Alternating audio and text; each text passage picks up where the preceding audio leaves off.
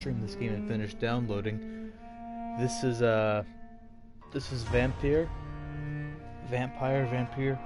and it is, to my knowledge, a third-person choice-based narrative about a vampire, presumably between the Victorian era and modern era. I'm not entirely sure where. Warning: even if based on proven medical knowledge from 1918. Vampyr sometimes takes liberties when establishing possible links between scientific theories and supernatural creatures for theatrical purposes. In other words, do not try to cure any disease with any of the recipes shown in this video game, and no rats were harmed during the making of this game.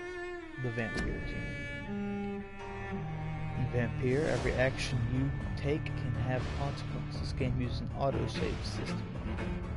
Whenever this symbol is displayed on your screen and autosave is in progress, please do not close the game when this icon is displayed.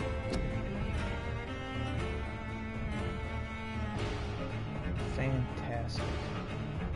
I am very excited for this. I'm glad I pre-ordered it. Today is the first day it's come out.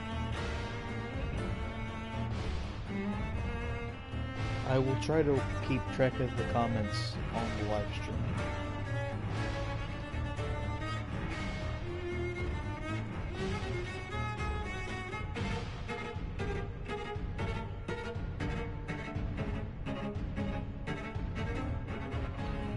Thanks.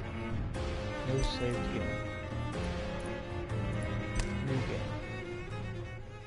Fantastic.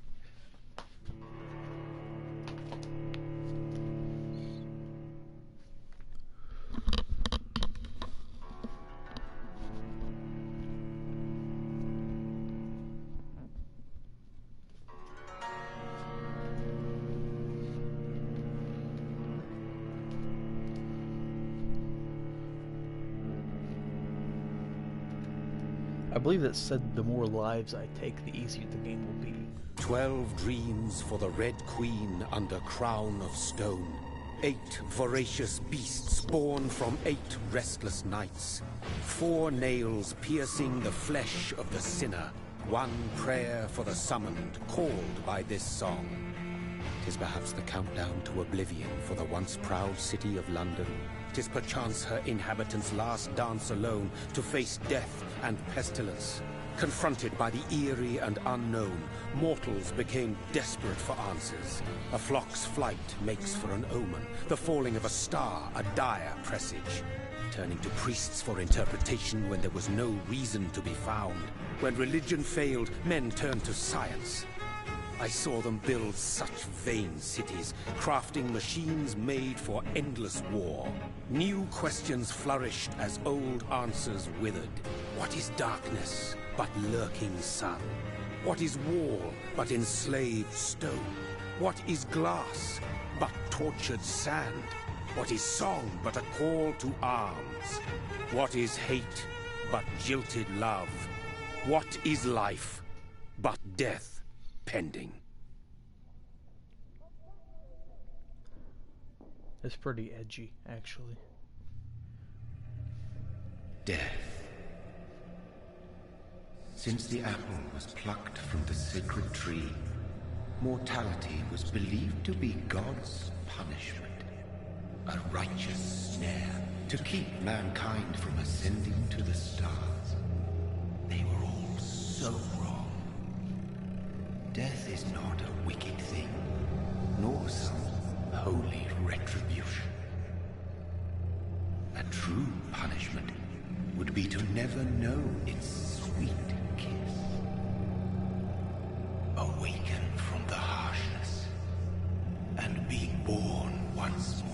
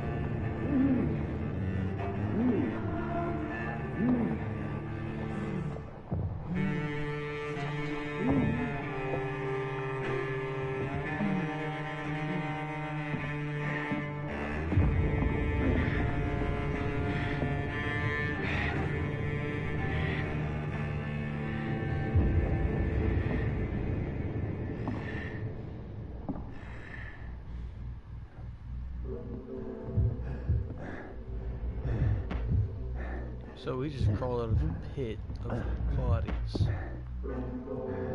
They're obviously very decayed. Whereas I am not, so I guess he may have been lying there for a while. Or he was recently put there. Or just because he's a vampire, he just hasn't decayed at all. He just woke up from some kind of extended supernatural sleep.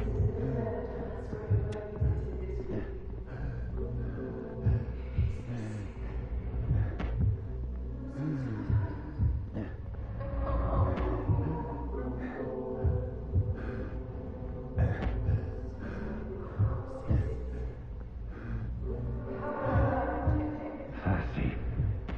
So thirsty.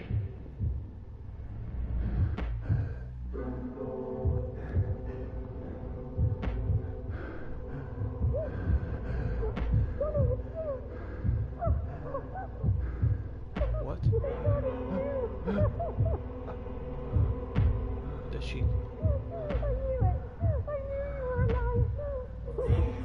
Someone that loves him.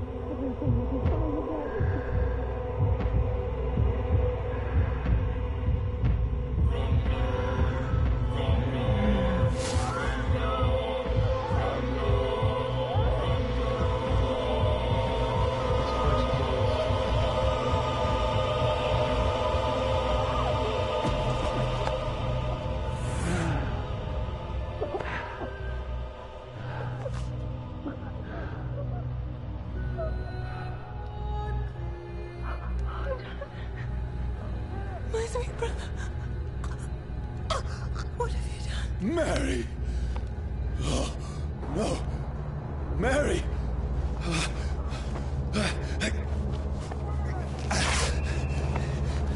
Hold on! Please, hold on! Oh, God. Oh, no. Mary. Mary.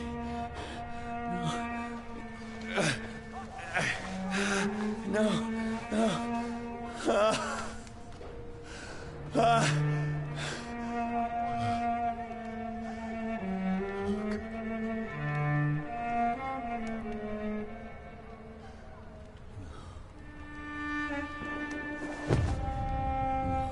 She's super burned. It's horror. It's a nightmare.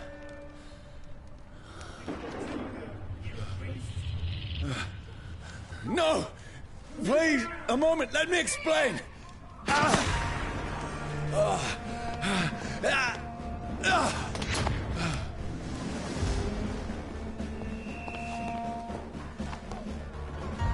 These patrols are after me.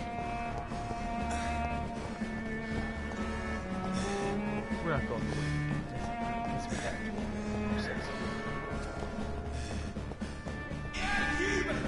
No! No! Don't shoot!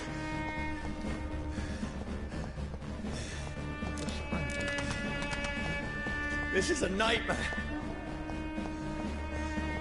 I need to get out of here. Okay. Stop yelling. This can't be happening. Over there! No! Please! Stop! I mean you no harm.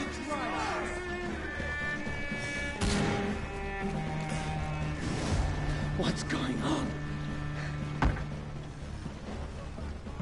Oh, Mary. What have I done? What's all this about? Shit, where'd it go? Now, I can defend myself. Tricky bastards. Kill that thing! Over there! Who are you? Stay back! Sorry, but you left me no choice.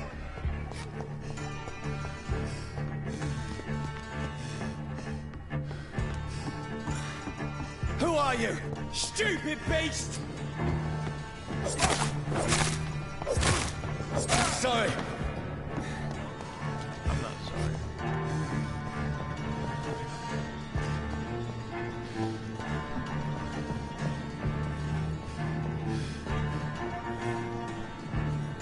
Watch yourselves! This one! No, please, stop!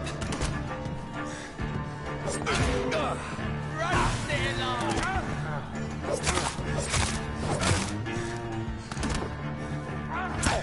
Who are you? There's one of them vermin. What do you want?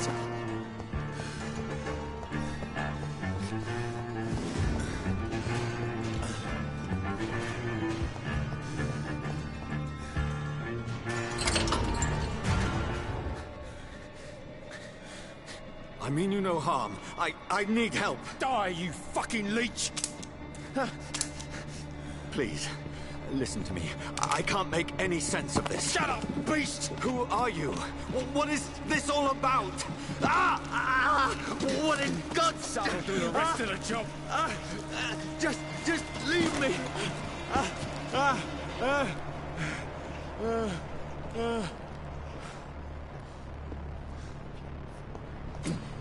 The sun. It feels like it's burning me to the bone.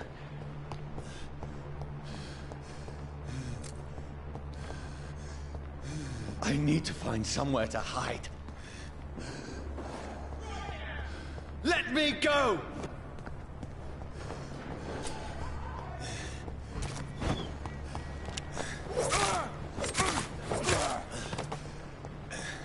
I need to find shelter. Is anybody there? What is this place?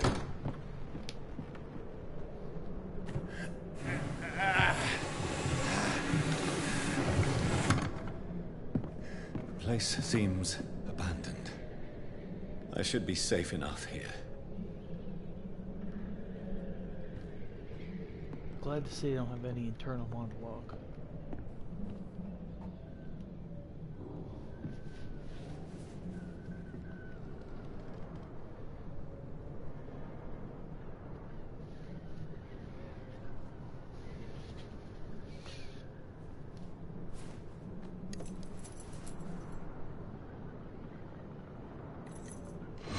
Wait. This one's dressed up fancy.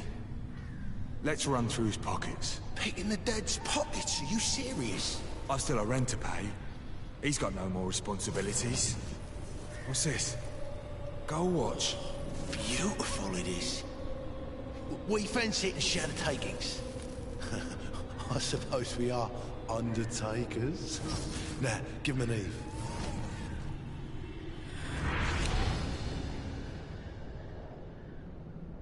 That's impossible.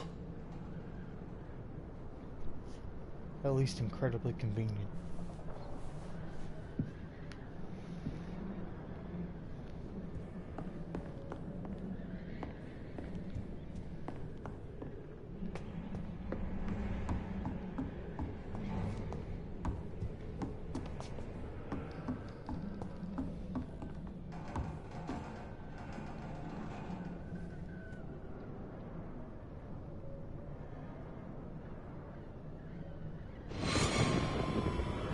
Dreams for the Red Queen that sleeps under crown of stone, that she might linger longer, her eyes as white as wool. Who goes there?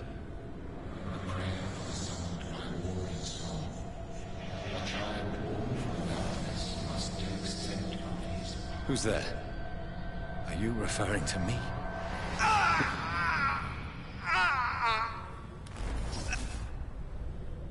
No! No!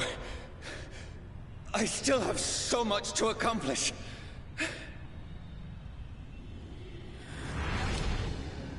I still have so much left that needs doing.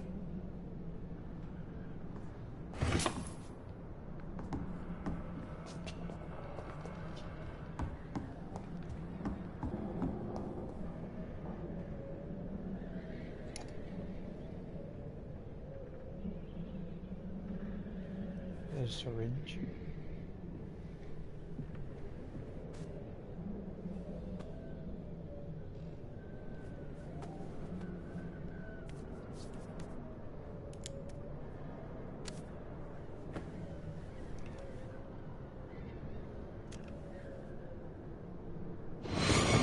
Johnny, this one's lost.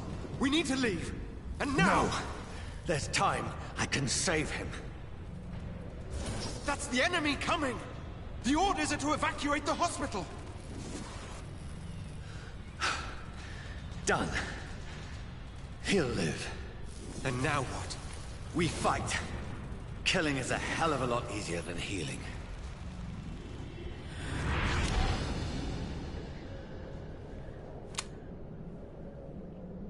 No, it never got easy.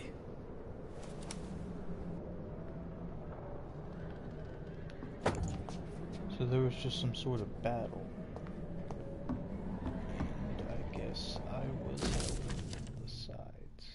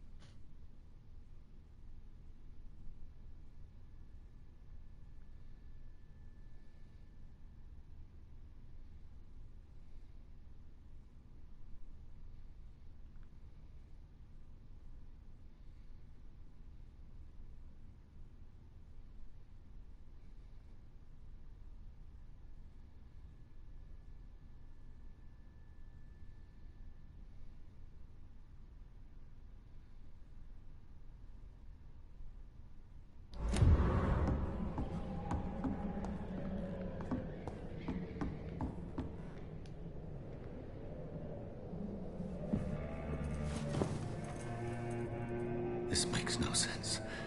None of it. No sense at all.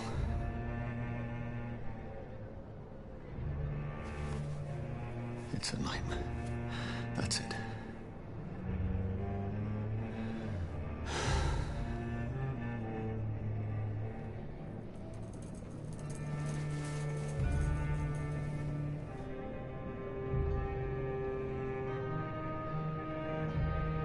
So be it.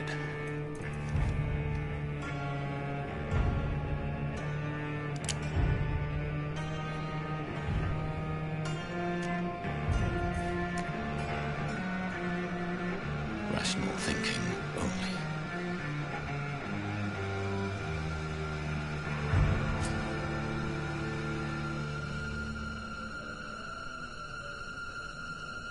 Why? This makes no sense. There's no other option.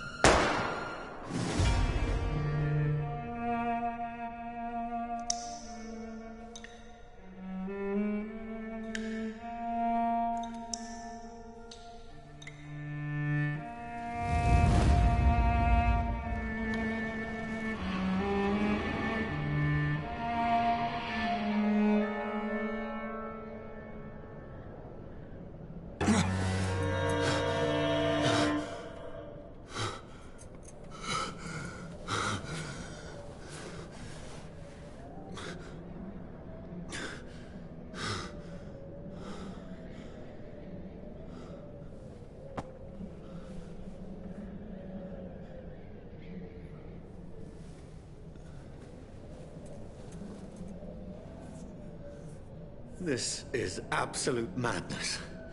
I've lost touch with the real. Madness it is, as mad as the moon, who turns blood in sunlight into a glowing red flesh.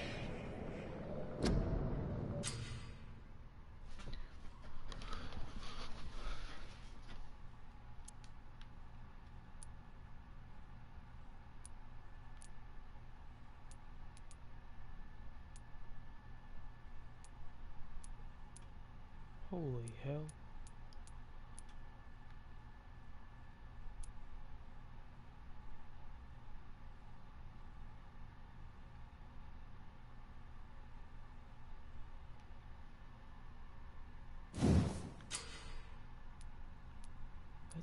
That doesn't make any sense.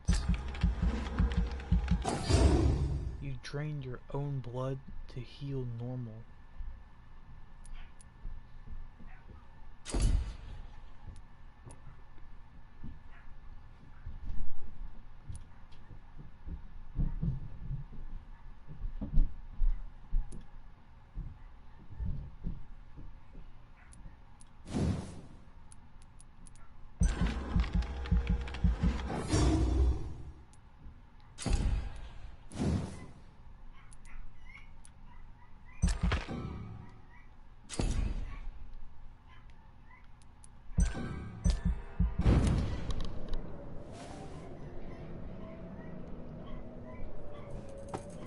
Why is that dog barking so ferociously? That voice in my head. If I'm not mad, then it must belong to the one who made me what I am. I must find him to understand what I have become.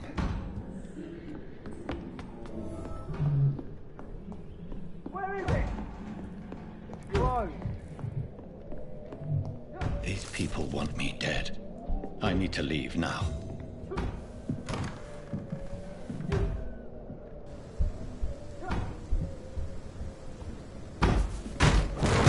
Here's the leech. Here! What the hell?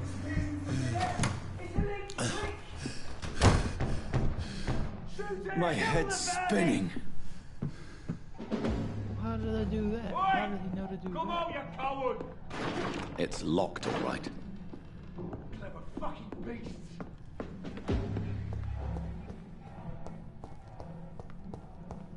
I cannot enter.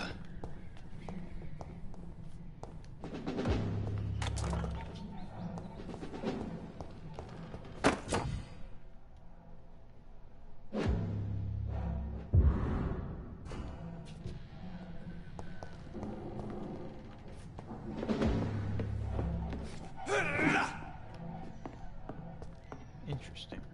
It's locked. It's locked, all right.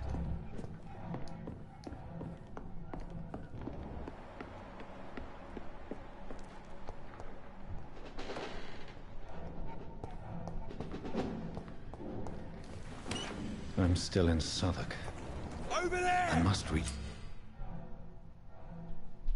Die, vermin! Go back home.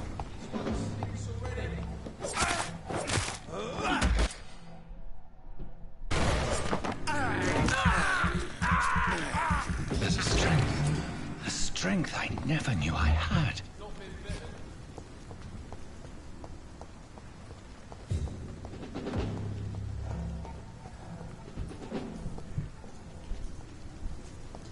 It's locked.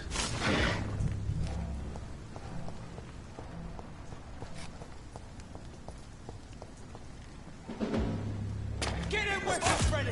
We found one! This shouldn't be possible. That leech is fast!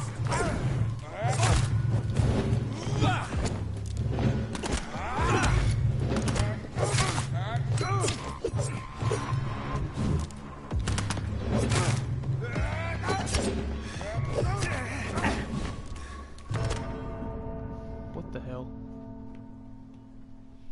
This confuses me.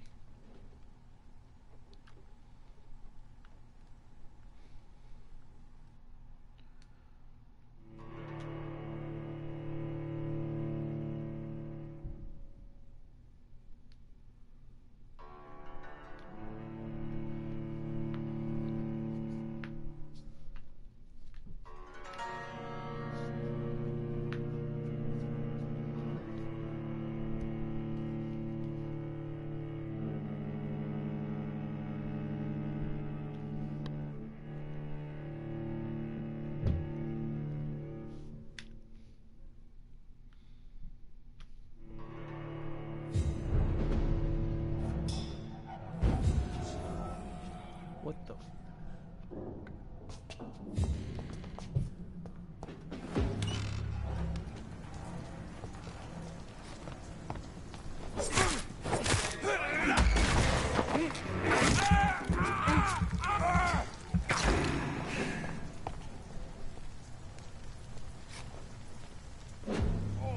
This one's Shouldn't be possible.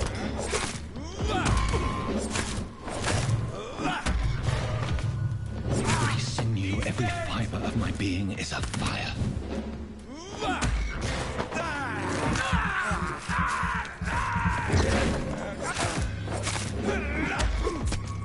I feel like a child learning the limits of my body.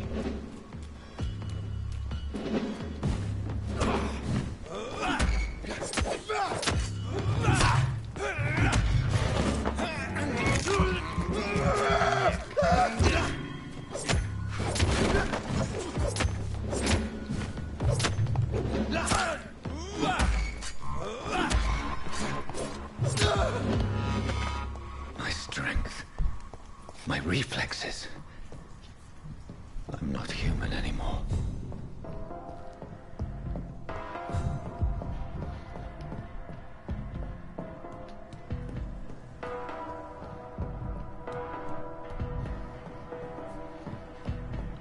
This is called situational irony, because we know what he is.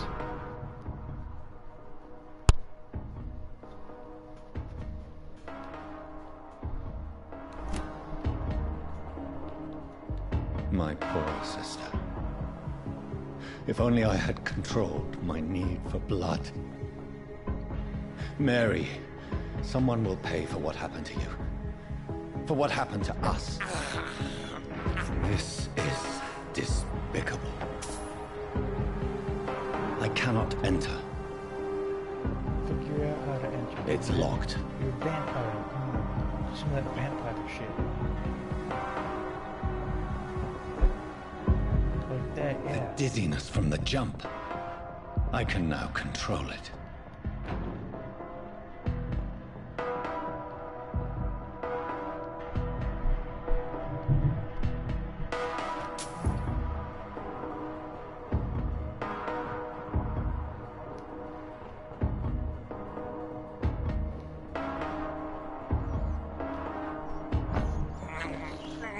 I can't believe I'm doing this. I don't want to keep you doing that shit. What will London have to say to me? It's locked. I've so many questions unanswered.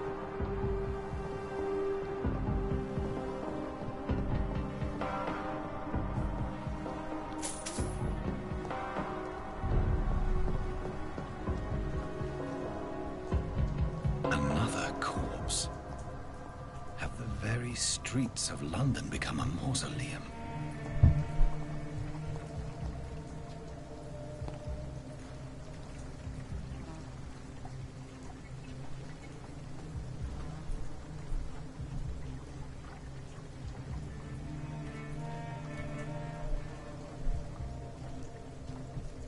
The man has been drained of all blood, but I can still smell the scent of it. I follow the scent's trail. Perhaps it will lead me to my assailant.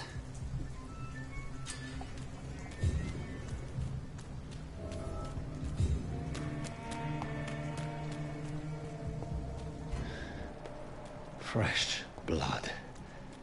The smell is so strong. There is no one in sight.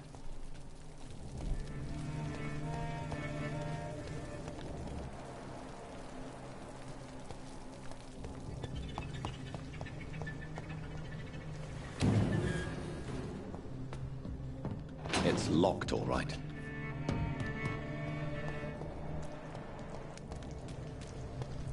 I cannot enter. Where has everyone gone?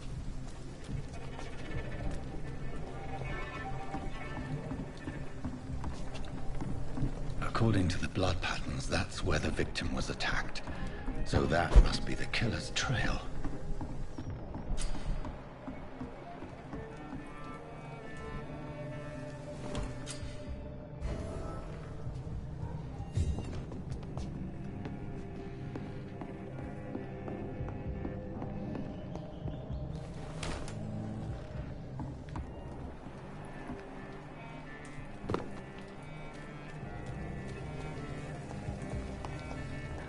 At last, a little life. Welcome, sir, to the Turquoise Turtle. Good evening, sir.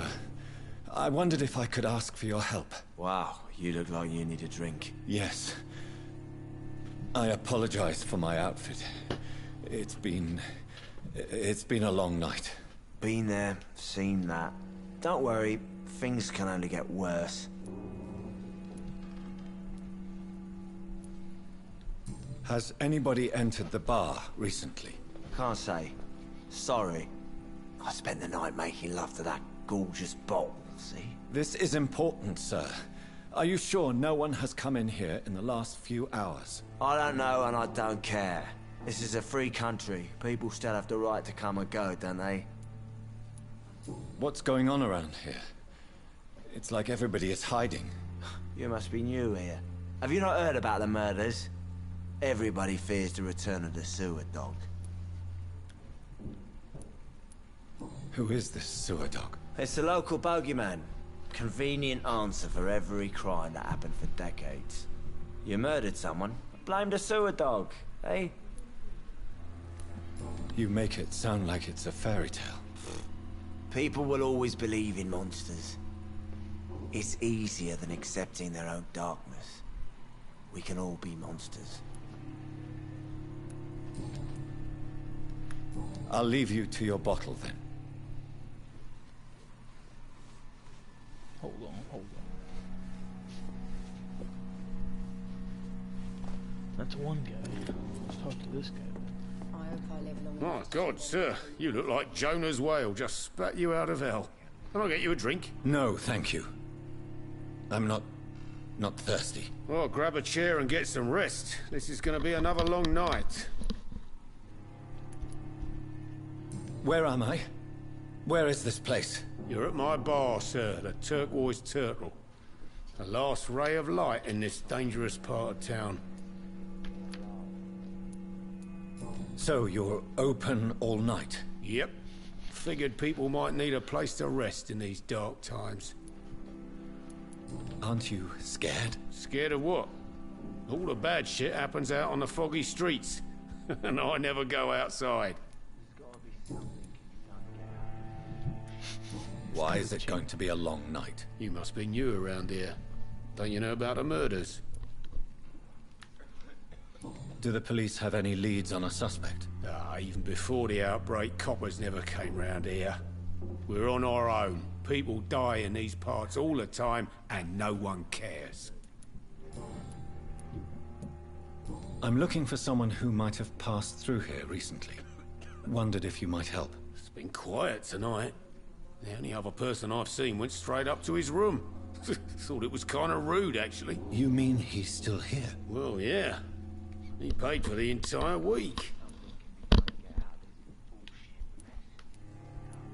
How long has he been here? He rented the room a few days ago and didn't say when he'd leave.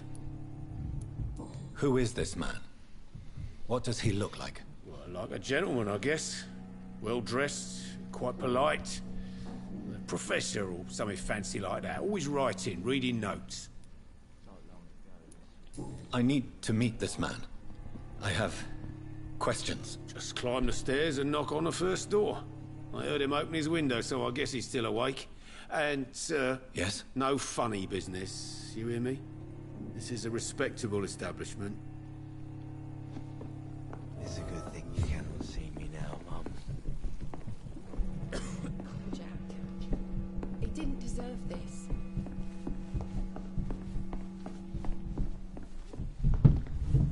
Hello, sir. Are you all right? Is there any way I can help you? I don't know. Maybe you could just talk to me. Maybe you prefer to speak with Tom, then. He's more agreeable talking to strangers. I just want to talk. I didn't mean to scare you. I'm not afraid, sir. It's just I've other customers to take care of. I only see one customer. Oh. Well, yeah, of course. I mean, I best check on them. I'll leave then. Thank you. There's gotta be something can be done to get out of this bullshit mess. No? This is no place for you. Prewen has several patrols roaming the area. They do not pursue me. But they're looking for vampires, and they're most efficient. They'll not relent until the killer has been identified. I have a common objective, but I require... I think someone is eavesdropping. Are you certain? You might as well come in, whoever you are. Slowly, vampire! Who are you? I mean you no harm. Say it, the vampire. Present yourself! I need a word. With anyone.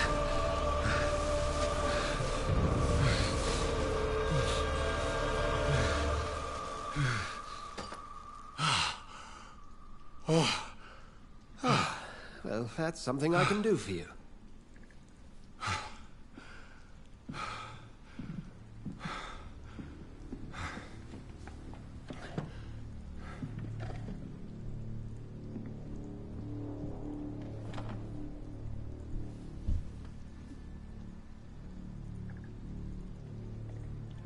And who might you be?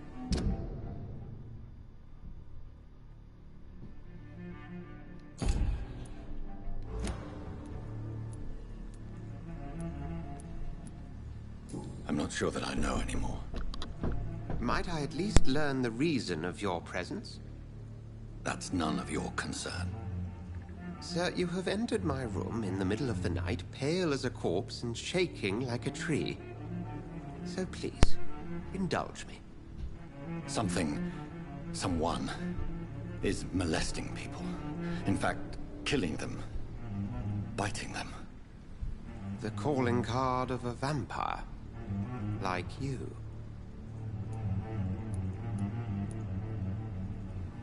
I've been hunted down in the streets and attacked. I'm a victim here, too. I believe you. Then if you are not a vampire, who or what are you? Dr. Edgar Swansea of the Brotherhood of St. Paul. I'm performing an independent investigation here in an attempt to understand precisely what is going on.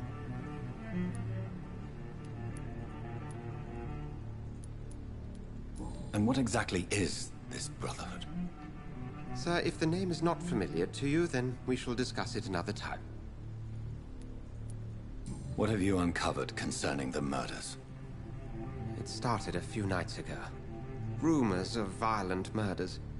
The docks have always been, shall we say, somewhat unsavory. But this is different. How different? A vampire is at work here. Famished. Reckless. It must be brought to ground, and quickly. I heard another voice, that of a woman. Who were you talking to? Ridiculous. I've no idea what you're talking about. Something tells me not to trust you. Then the feeling is mutual. Then help me find the culprit. I may. If you'll first tell me why you opened this door. I followed a trail. The scent of blood from a recent victim. It led me here. You thought I was your aggressor. That explains a great deal. We're both chasing the same shadow. Perhaps. This is all new to me. I'm not even certain what I'm looking for. You should let me handle this affair. You've no idea what you're up against. No. I will find the monster. He is mine. How will you do any better than I? But then let me ask you this. What are your intentions if you find the killer?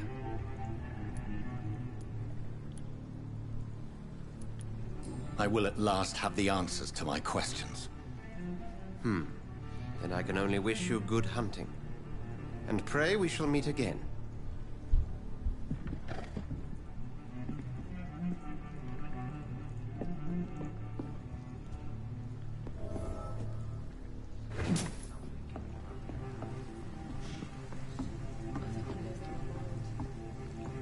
I should just run as far away from this place as I can.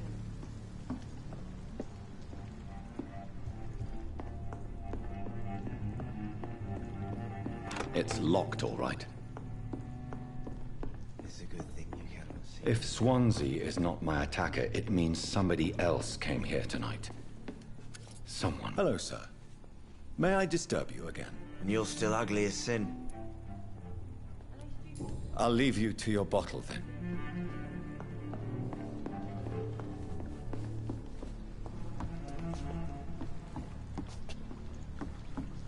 I don't think these people are gonna help me out at all. So, we're just gonna have to go find more people. It's a good thing you cannot see me now. I will get to the bottom of this intrigue. What's been done to me, to this city.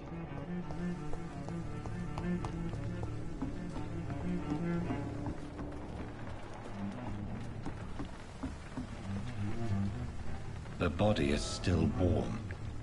This man has just been drained of blood. This man was armed. He tried to defend himself. This corpse has been dried of its blood, just like the previous victim. What's this? Some sort of note. Blood and empty gin bottles. This bishop fellow is something of a heavy drinker. There are blood splats on the other side of the canal. I must reach that barge.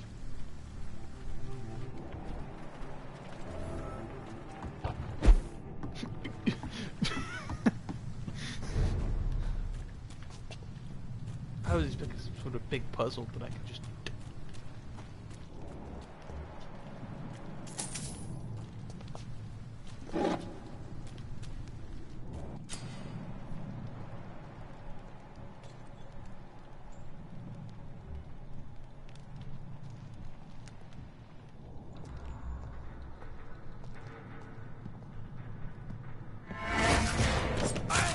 Over there!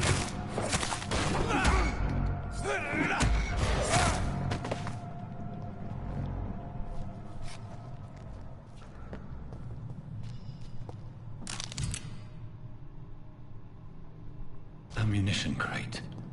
Good. I may need a lot of bullets. I feel like I'm back on the front line again.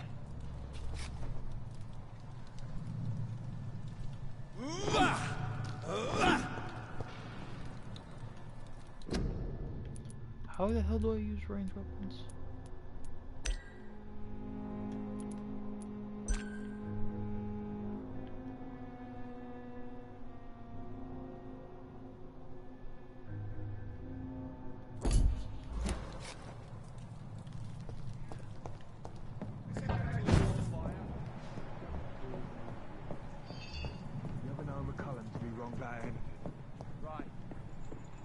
Best stay back, sir.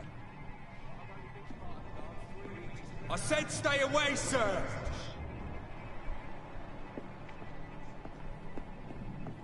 Over there! That's the fine. It's one of them vermin.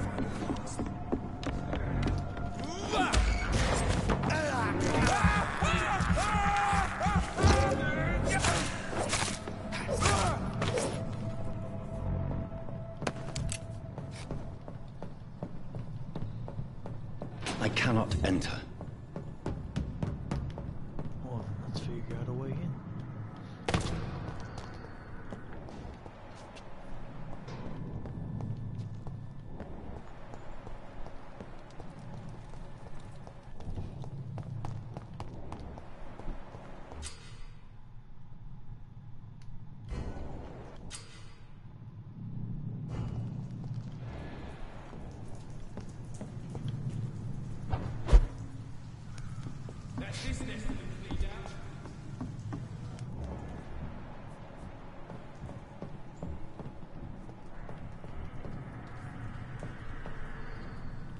There's one of them!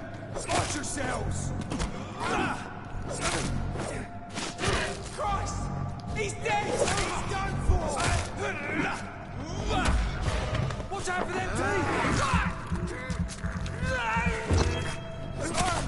Fuck, it's fast!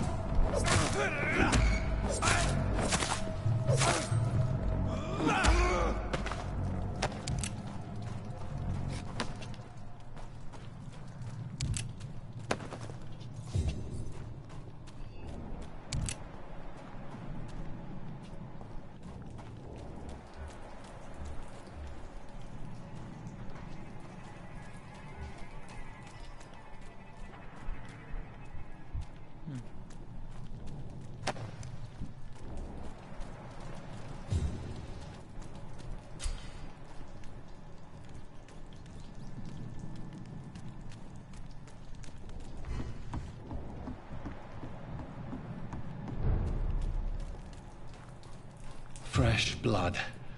The whole building reeks of it. The scent is so strong it makes me dizzy.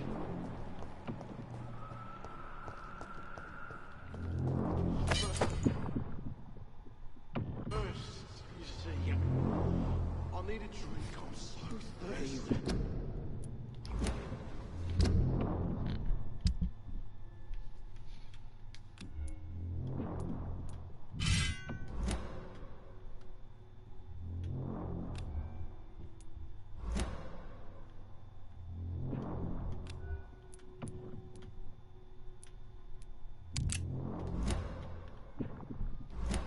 As one, we shall overcome this.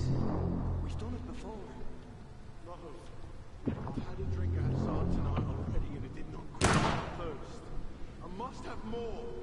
Oh, dear God. Not again. Wait. Please stop.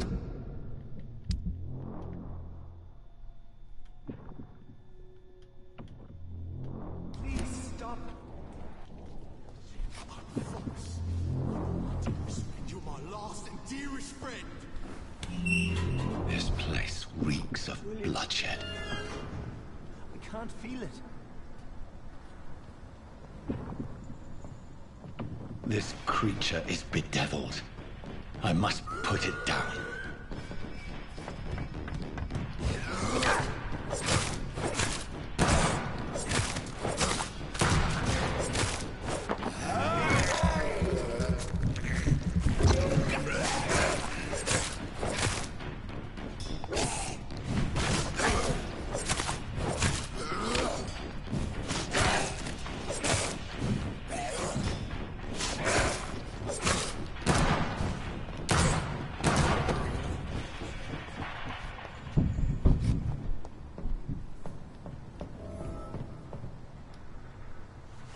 William was an honorable man.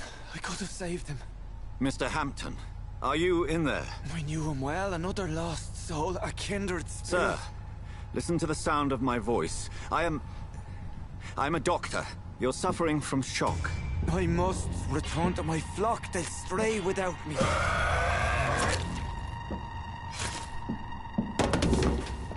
My gentle Jesus. Remember, certain skulls are every bit as resistant as we are. Who are you? What do you mean by scowl? You truly are a newborn. I should have realized. Wait. You are the woman from the bar. Are you... like me? Can you help me? I believe, sir, I already have.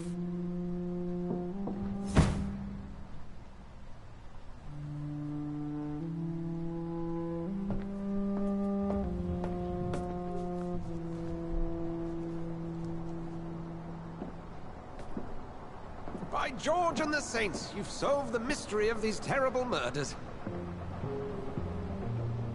Patience, good fellows, I've come to offer help. Just give me a moment to secure my boat. We can leave this awful place.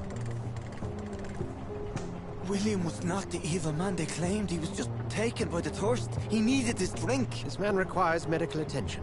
We'll see he gets to the nearest hospital. No, please, I almost tend to my fold. My flock needs me. There, sir. Go with the good Dr. Swansea. He's resourceful, and I'm sure he'll take good care of you. You'd best come as well. The sun is soon to rise, and you'll need a place to rest. I just need a moment. If I can learn something about what has happened to William, I'll be a step closer to understanding what happened to me.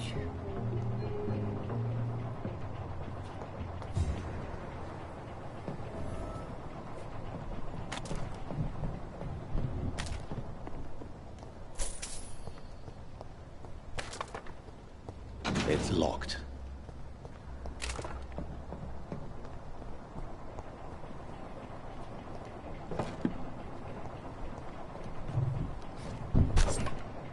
This poor creature can't be my maker. Could it be some subspecies of vampire? I must find a place to analyze the blood. Alright, I'll be right back, guys.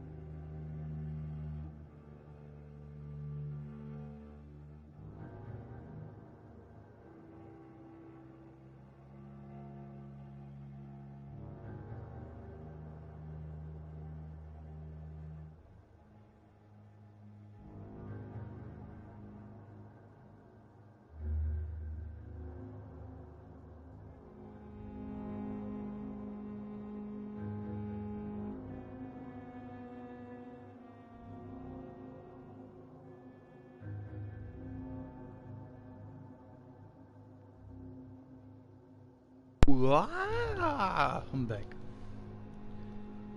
I'm back.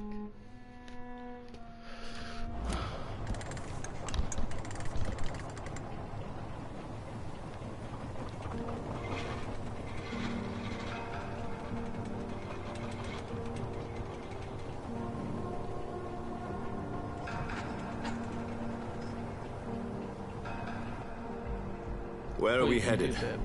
We're on our way to the Pembroke Hospital. It's just across the canal. They'll have a bed for poor Mr. Hampton. William was... What manner of creature was he? Predator, prey, villain, and victim. Who can say? The important thing is that he's been stopped. Duly noted. And the woman? What... who is she? What woman? Oh, don't play me for a fool. You used me to locate that skull. You must know who she is. I thought you a gentleman. You shouldn't talk about a lady behind her back, but I will tell you she values her privacy. Were London as peaceful as she appears from the middle of the canal? If only that were the reality of the situation. To be honest, I've always tried to avoid this part of town. Pembroke Hospital is the last bastion between the rest of London and the epidemic. The flu has decimated the East End and the war still rages. Welcome to the front lines of a plague. This is where you work, Dr. Swansea? I am the administrator of Pembroke Hospital. I thought you were here in service of your mysterious order, the Brotherhood of... Of St. Paul's Stole, yes. But first and foremost, I'm a man of science. A physician, like yourself, Dr. Reed. How do you know who I am? No need for modesty. You are Dr. Jonathan Reed. A surgeon of some caliber and renown, if I'm not mistaken. You are correct, sir. I knew it! I had my suspicions. But when you took the blood sample from the corpse of poor William, I was certain. Dr. Reed. Marvelous. Have we met? I attended 3 of your seminars before the war. I have the utmost admiration for your research. And what a turn of fate. England's most esteemed blood specialist returns to London a vampire. That word, again. From a so-called man of science. I understand. Traditionally, the role of science is to refute myth, but when myth walks among us, the Brotherhood of St. Paul has dedicated its purpose to their study. There's so much for you to learn. Of that, you are right. Well, then let me be blunt. Join my staff at Pembroke Hospital. As a physician. I suspect you'll not find a better post of employment to contemplate your predicament. This is sudden. I was returning home to see my sickly mother. But alas, that was before contracting this... affliction. Dr. Reed, take a moment to consider. The post would be for the night shift, providing a good explanation for your absence during daylight hours. You'll be adequately reimbursed, and have a place to hide. I even had the forethought to bring some clean clothes. So, what do you say? It seems I have little choice, but yours is a generous offer, so I thank you. Brilliant! Oh, Jonathan, this is one for the book, and the beginning of a beautiful friendship.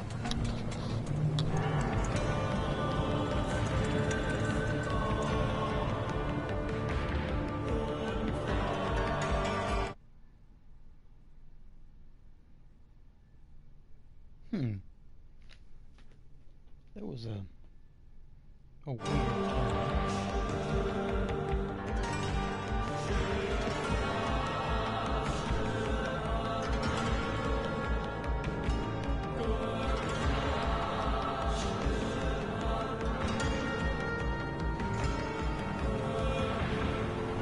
Dr. Swansea, thank goodness. I was beginning to be concerned.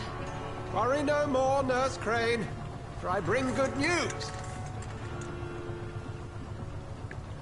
Oh, Doctor, what a night. We lost 2 more patients. Nurse Scow said she couldn't take it anymore and resigned. Yes, well, I'll make a new rota in the morning. In the meantime, find a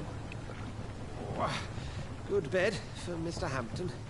Be sure to pay attention to his needs. Of course, Doctor. Oh, and Dorothy? Yes, Doctor? Dr. Reed here has just returned from the front. He served King and Country and will be joining us here at Pembroke. We're very lucky to have gained a surgeon of his talent, and one so experienced in blood transfusions. That is good news indeed, Doctor. Oh, yes.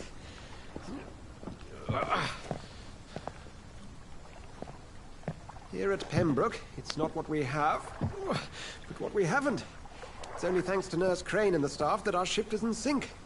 If you have any questions, just ask her. Duly noted. Thank you. Your assistance is required, Dr. Swansea, immediately. Welcome aboard, Jonathan. We'll catch up after my rounds. I'm coming, Nurse Crane. I'm coming.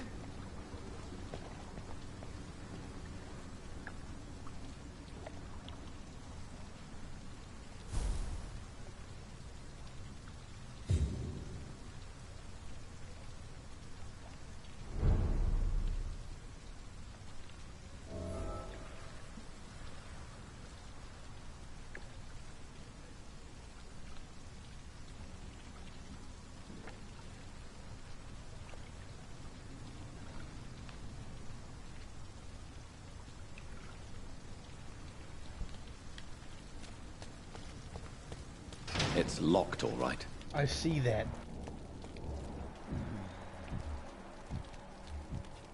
I could bite them.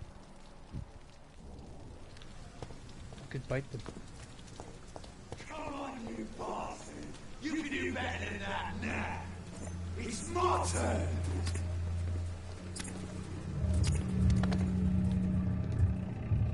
Rotten or pristine, each heart continues the seed of life.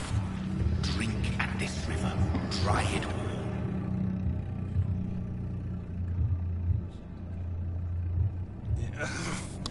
Oh, come on, you bastard! I won't bite. Sir, please. You've lost too much blood. Calm yourself. You think I didn't notice? Stop your staring and get me to an hospital, you arse!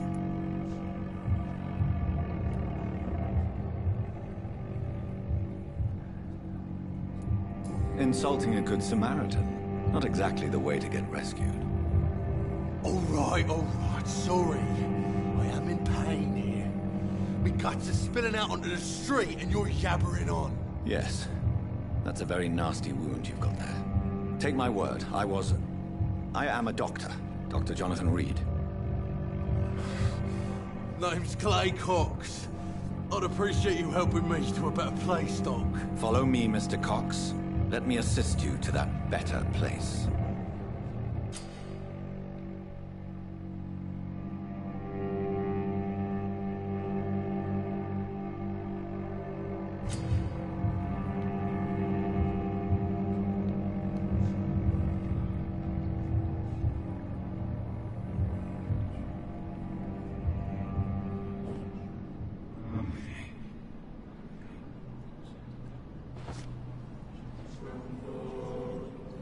Bring this fading light into the shadows. Dance with him the dance of life and death.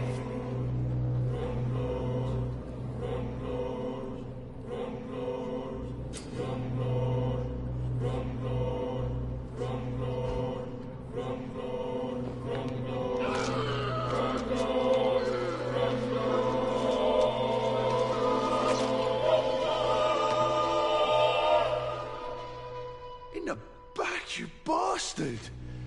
Didn't have the guts to fight me. Fuck you. I'll kill you. I'll kill you.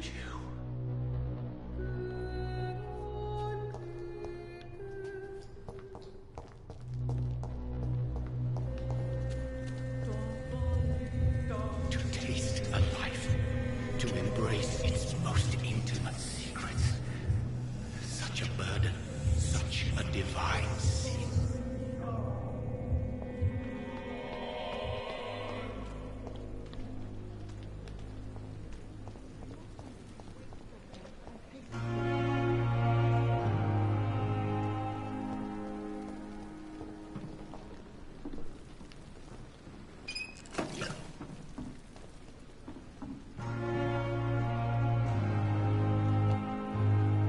Good evening, nurse.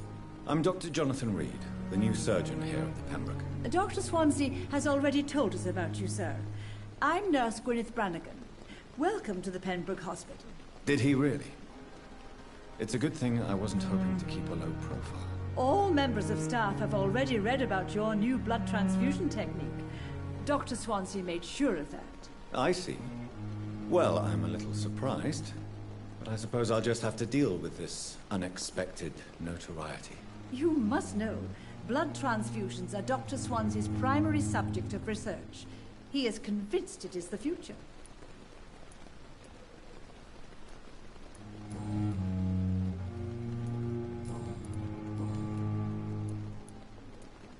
How are things here? Not good, to say the least. We're struggling against an invisible enemy, more lethal than any bullet from a gun. It's hard, Doctor. Do you think this hospital can survive the epidemic? We are all volunteers here, and we're trying to hold fast, but how do we beat an invisible killer? Some nurses have already resigned.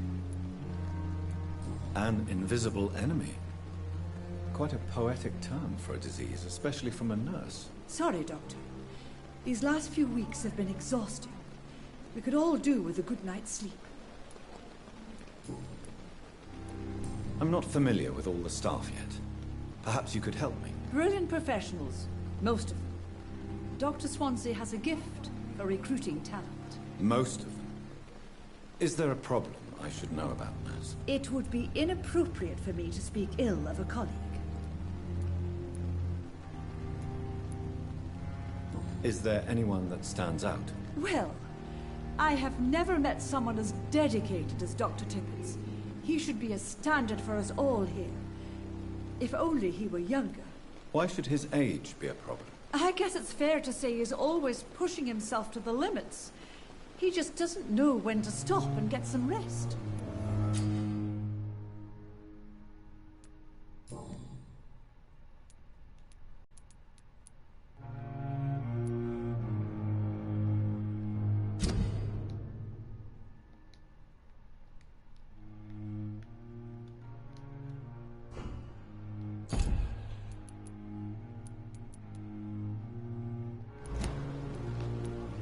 I'm not familiar with all the staff yet.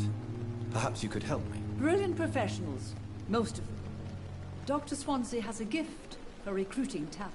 Most of them? Is there a problem I should know about, nurse? It would be inappropriate for me to speak ill of a colleague.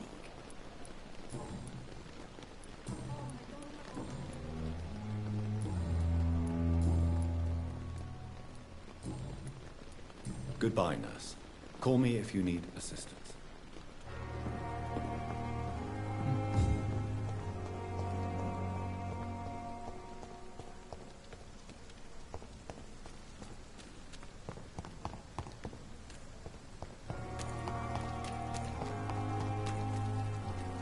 Doctor, where have you been?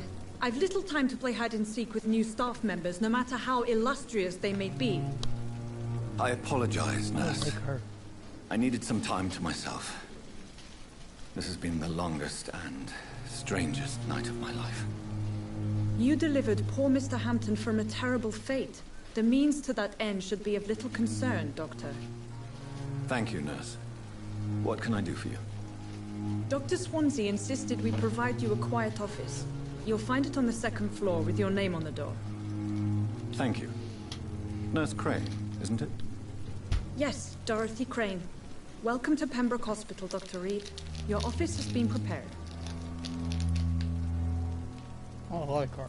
I would like to ask a few questions first. And Mr. Hampton, the patient we brought in, how does he fare? I gave him a sedative to help him sleep.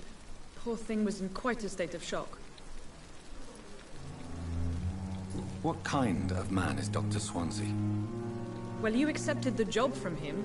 I thought you would have known about your employer.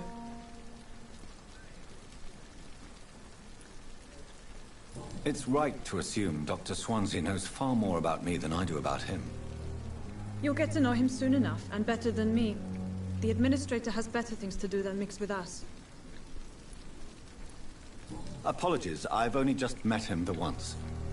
This is Sutton. I've only just returned to England. Dr. Swansea is a brilliant surgeon and the most compassionate physician.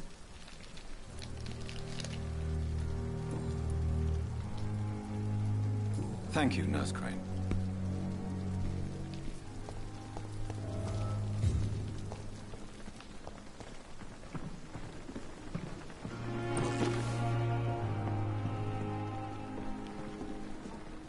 Good evening, sir. So it is true. The famous Dr. Reed has joined us. I can't think of any better news during these terrible times. Do we know each other? Actually, yes. We met once before, at the Rockefeller University in New York. Dr. Tippett, yes, I remember. I was assisting Professor Carell in his research about coronary bypasses. He had nothing but praise for you. He was also very confident about your future. And look at you now. Eminent surgeon and blood transfusion specialist.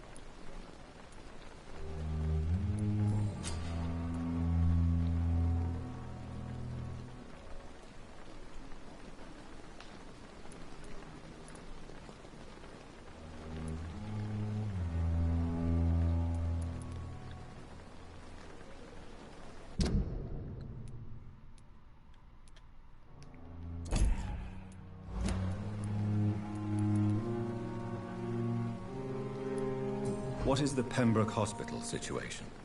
And please, speak freely. This hospital is not exactly the best of London. I'm sure you are used to working in a better environment. It's more than enough. In any case, the personnel of a hospital are much more important to me than the building. Don't be misled by appearances, Dr. Reed. This hospital does not lack talented people. It just lacks hope. What can you tell me about the staff in the hospital? Some are really good, and others are not so good. But during this troubled period, there is no time for slander. I prefer to focus on the positive character traits. Tell me more about cherished people, then. Nurse Brannigan is a pearl. She is the most helpful and dedicated nurse I've ever worked with. A clever and cheerful woman. You really seem to admire her skills. I'll go even further. If she was a man, she would be a damn fine practitioner. Any opinion about the management? I don't always agree with Dr. Swansea's reserve, but I must admit he does all he can to keep this facility running during this crisis. Ah, yes, the burden of command. I was fed up with this concept while serving as a medical officer. Don't get me wrong. Swansea's a good administrator. I just wish he would get out of his office now and again. You're exhausting yourself, Corcoran. Maybe you should think about preserving your strength. No. We must keep on healing all those poor souls. We are the last rampart before chaos. Once more unto the breach.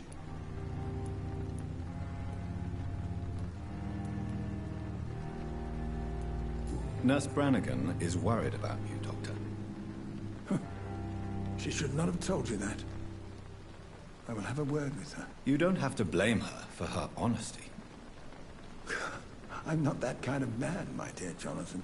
Actually, Nurse Brannigan's opinion is the only one I may listen to.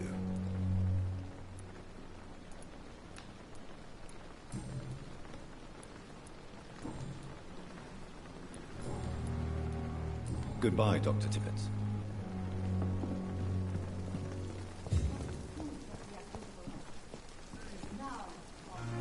Good evening, sir. I'm Dr. Jonathan Reed. I'm new here. I've already heard about you, Dr. Reed. I'm Milton Hooks, the ambulance driver for this shithole of a hospital. That's quite a blunt introduction, Mr. Hooks. You can call me Milton. I like to speak my mind, Dr. Reed. Perk of the job. Don't judge me, and I won't judge you. I'm not sure I understand what you're talking about. Well, I'm no doctor, but I'm pretty sure a gun can't be used as a surgical instrument. You have a keen eye. The Civil War. I learned to shoot during the war, and have carried one ever since. Old habits die hard. No need to explain, Dr. Reed. And if you ever need a better gun, remember, I may have something for you. I'd like to see your goods. Wise choice, Dr. Reed. A reliable gun is what everybody needs these days.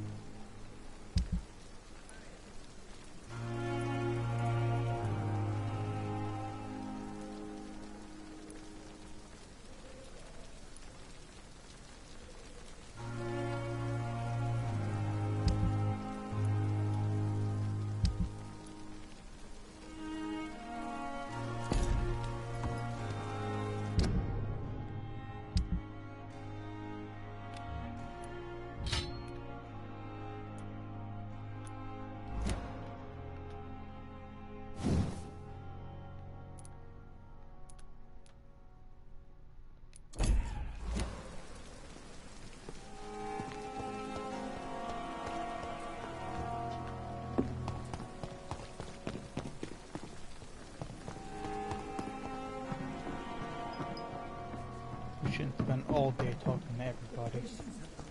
Dr. Swansea is right. This place seems perfect to conduct my research.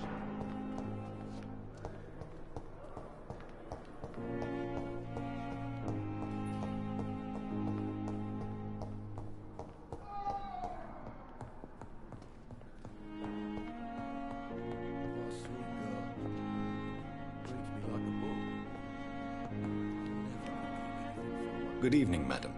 Can I help you? It's my son who needs you, sir. I'm Dr. Jonathan Reed. How can I help your son? I'm Beatrice Goswick, mother of Mortimer Goswick. Could you check on him, please, Dr. Reed?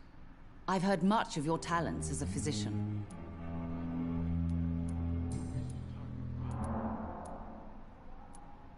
What do you think of your reception here? Any complaints? I have had the uttermost reservations about this hospital since we arrived. But we had no other choice, considering the state of emergency. Is there something in particular that's bothering you? Some of the staff were not especially welcoming. I suspect they're not accustomed to dealing with patients of such social standing.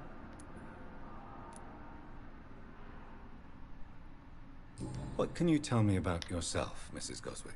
Not much to say. Just take care of my Mortimer and I'll cover all the expenses. That's all that matters. May I ask if you have an occupation, Mrs. Goswick? I'm a teacher by profession. I teach young women who are more ambitious about their futures than their families. Tell me more about your arrival at the Pembroke Hospital.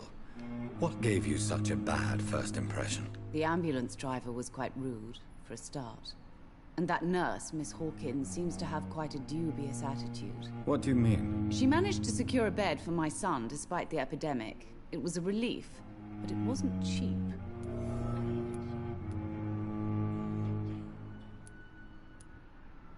She charged you for a bed? Yes, and I paid without question, considering the urgency of the situation.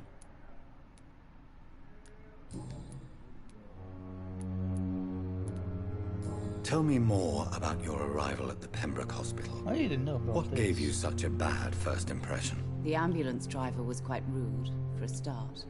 And that nurse, Miss Hawkins, seems to have quite a dubious attitude. What do you mean? She managed to secure a bed for my son despite the epidemic. It was a relief, but it wasn't cheap. I'm alright. Don't waste your time with me. I share your concern, Mrs. Goswick. Be sure that I'll talk to the people involved. I don't expect compensation, Dr. Reed. But I'm aware such behavior would not be tolerated in other hospitals. What can you tell me about yourself, Mrs. Goswick? Not much to say. Just take care of my Mortimer and I'll cover all the expenses. That's all that matters. Are you really that rich? Most of the patients here are of a more humble origin, if I may say so. Yes, thanks to my husband. May he rest in peace. I can cover any needed medical expenses.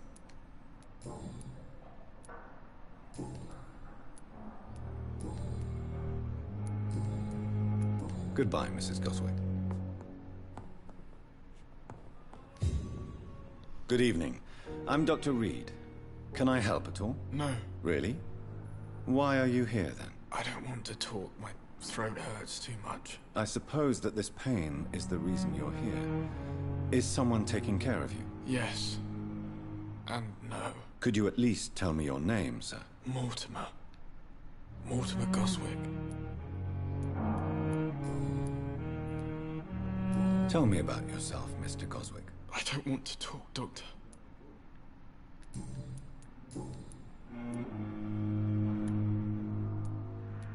How painful is your throat, Mr. Goswick? So painful I'd rather not talk at all, Doctor.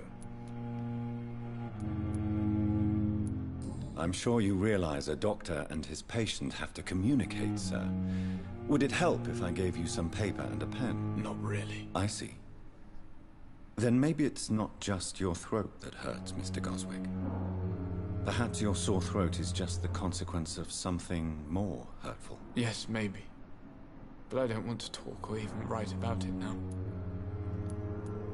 Why did your mother have you hospitalized here? She seems convinced this is a bad hospital. My mother just wants the best for me. She won't rest while I'm here. She'd go all the way to hell and back to help me. Pembroke Hospital may look unorthodox, but rest assured you're in good hands here. It's not me you have to convince, Dr. Reed. It's my mother. Is your mother bothering you? As your doctor, I can ask her to leave you alone if you would prefer. That's tempting, Doctor. But you have no idea what my mother is capable of. She would tie herself to my bed if you asked her to leave. I have to go now, sir. But don't hesitate to contact me if you need any help. I'm all right. Don't waste your time with me. Good evening, Doctor. How is my son doing? Goodbye, Mrs. Goswick. What is she doing to that boy? What a blundering idiot.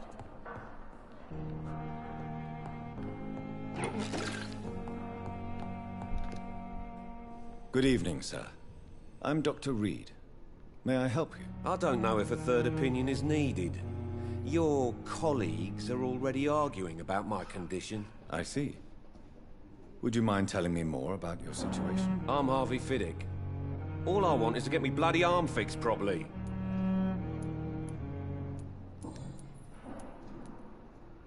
Tell me about the doctors who are arguing about your case. Strickland and Aykroyd. They both want the best for me, but there's a lot of pride there. Doctors are no different from carpenters, it seems. What do you mean? I often had professional arguments with rivals on a building site. Difference is, I disagreed about wooden nails, not flesh and bones. Are you satisfied with your treatment here? Well, it's clear that I've chosen a bad time to be injured. Forgive my bluntness, but you seem overwhelmed by cases of the flu. I won't lie to you about it. I'm afraid we are. Are you sure you don't want to operate yourself, Dr. Reed? I have the feeling you're very capable, and your colleagues seem to think so too. In other circumstances, you would be right. But for now, I don't think I can take on the responsibility. My apologies.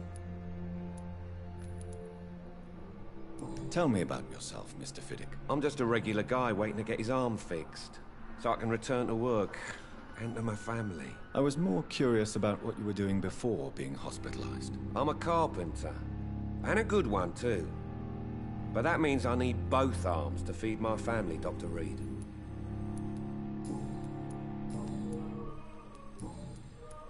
Goodbye for now, Mr. Fiddick. I'll see you later. Sweet girl. Reads me like a book. Alright, no more digging. We're gonna go find my office.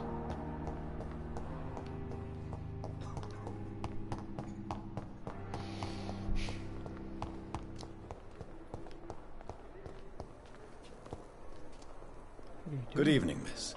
I'm Dr. Reed, the new surgeon at the Pembroke Hospital. And who are you? Your name has no meaning to me, mortal.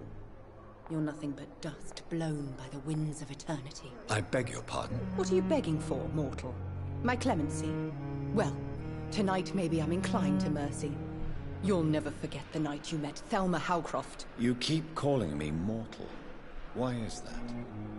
And if I'm mortal, what are you? Well, Dr. Reed, if you must know, I'm a vampire.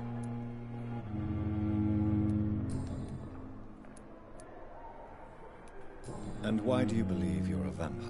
I don't need to believe anything. It is what I am. It is what I feel within this hollow shell of flesh.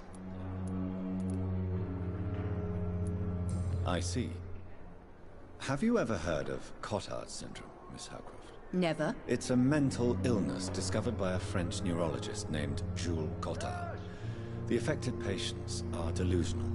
They believe that they are putrefying, that they are dead, a ghost or a ghoul, or in your case, a vampire. Delusional, you say? Oh, sad and petty mortal. You can't even begin to understand the concept of immortality. And you think it is I who am delusional. Please, describe to me how you feel. What is it like to be a vampire? I can hear my body crumble from the inside as my flesh cracks and fades. I sense the last pulse of postulant blood within my drying veins. I need new blood. I'm assuming you must be a patient here. Am I right, Miss Howcroft? It's only a cover. To hide from my enemies. I can leave whenever I want.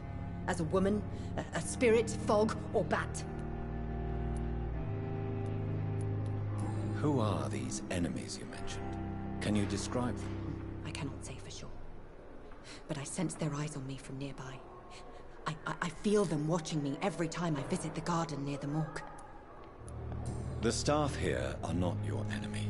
They're here to help you, to care for you. I'm not speaking of the doctors in white. I'm speaking of the men and women who hunt me. For I am a vampire! I see. Don't worry. These people will not find you here. I'll personally make sure they leave you alone. Thank you, mortal. But do not interfere with them, for you are no match for those that hunt me.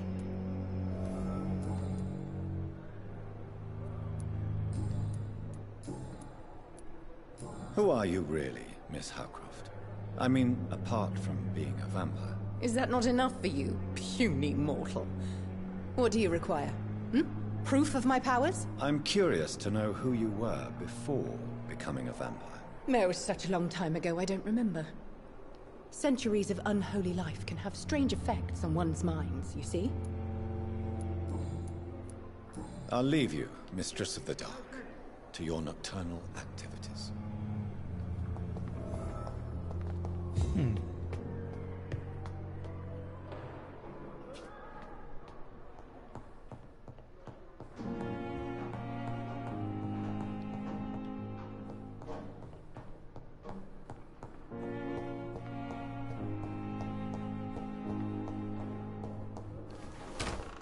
This must be the place. It's definitely away from prying eyes. Relegated to the shadows. A kingdom of my own. At least I won't be sleeping in a coffin. As far as you know.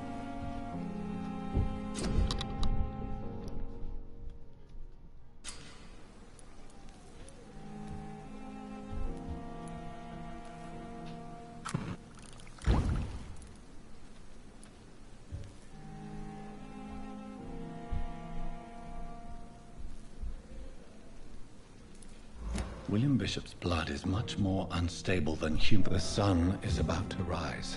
I can feel it. I'll continue tomorrow night. I have so much time now.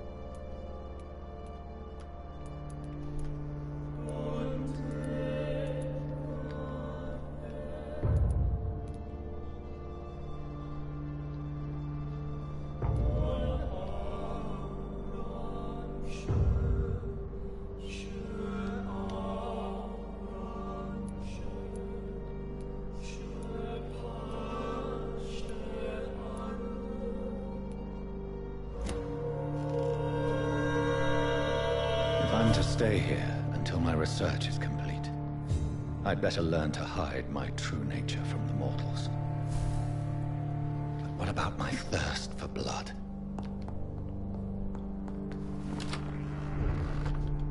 I'm not one to make wait, Doctor. I've patience to... Yes, Nurse Crane? How can I help you? I'm so sorry. I know Dr. Swansea wanted you to rest, but we have somewhat of a crisis. A crisis, you say? Our supply of antiseptics is nearly depleted. I was hoping there was another box up here, but... Sorry. There's nothing here. Some of the patients won't last the night without them. Honestly, sir, I'm beside myself. I may have a solution. In France, during the war, drugs shortage was a daily problem, and we had to use our wits to overcome the shortages. However do you mean?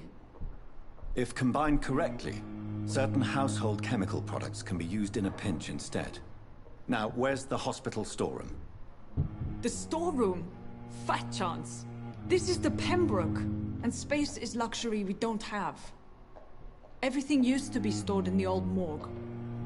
Perhaps I should look there first. Where is this morgue? It's the large building behind the hospital. You'll need to go in the back door because it's been sealed off for sanitary reasons. Take this key. It opens a small back entrance at the end of a narrow street. The abandoned morgue behind the hospital. A small door at the end of a narrow street. On my way then. Thank you, nurse. Yes, Doctor?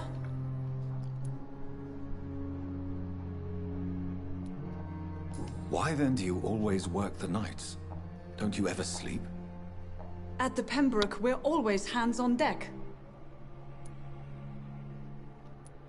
Lack of sleep and the medical profession always ends in disaster.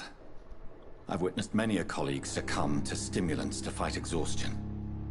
Drugs were as deadly as bullets in the trenches.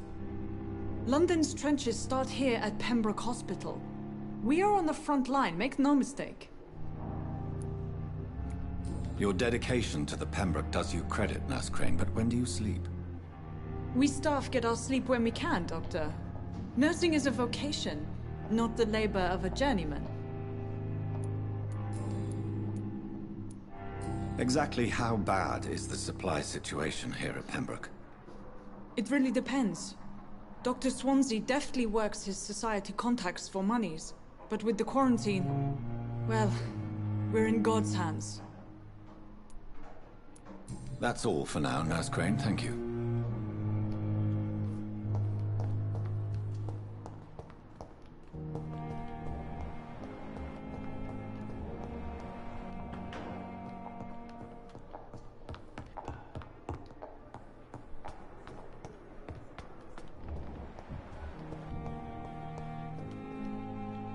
Good evening, nurse. Good evening, Doctor. I don't think we've been introduced yet. My name is Pippa Hawkins. And I'm Dr. Jonathan Reed. Dr. Swansea has recently offered me a position in this hospital. Well, it's a euphemism that your help will be appreciated, Doctor.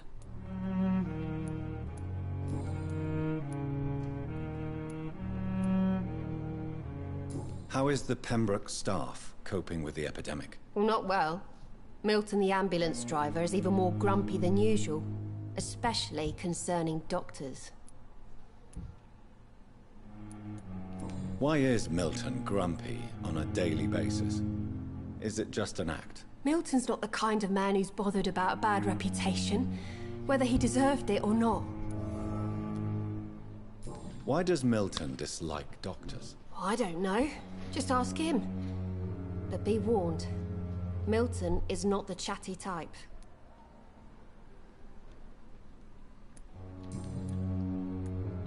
How would you describe the situation at the Pembroke Hospital? It's serious. The flu is wreaking havoc amongst the staff and patients. We are running out of everything. Nurse Hawkins, the Spanish flu won't last forever. Even the Black Plague didn't kill everyone. I wish I could believe you. But what if this epidemic was worse? What if in the end, nobody was spared? You must get a hold of yourself, Nurse. Sorry, I'm exhausted. No one has any idea when this epidemic will be over. How long have you been a nurse? Well, long enough to see that the epidemic is winning. And no matter how qualified you are, don't tell me you'll change that.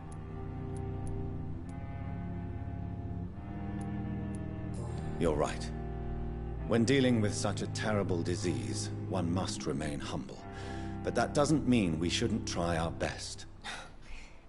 Sorry, Doctor. I don't want to sound bitter, but I'm just too tired to give a pep talk like Nurse Brannigan.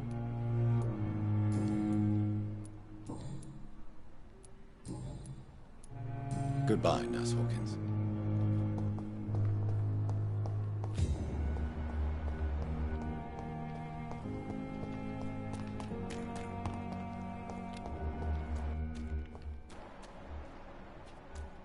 Thelma Howcroft said she was being watched by vampire hunters. Where are they hiding? I should investigate. I cannot enter. Good evening. I'm Dr. Reed. Always a pleasure to meet a colleague, sir. Especially when he was supposedly dead. A colleague?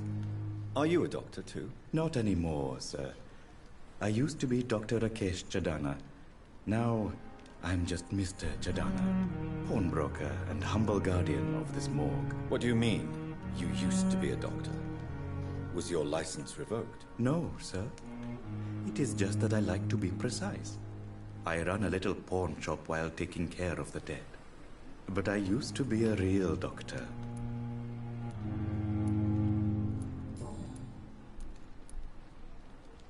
Have we met before? I don't think so, sir.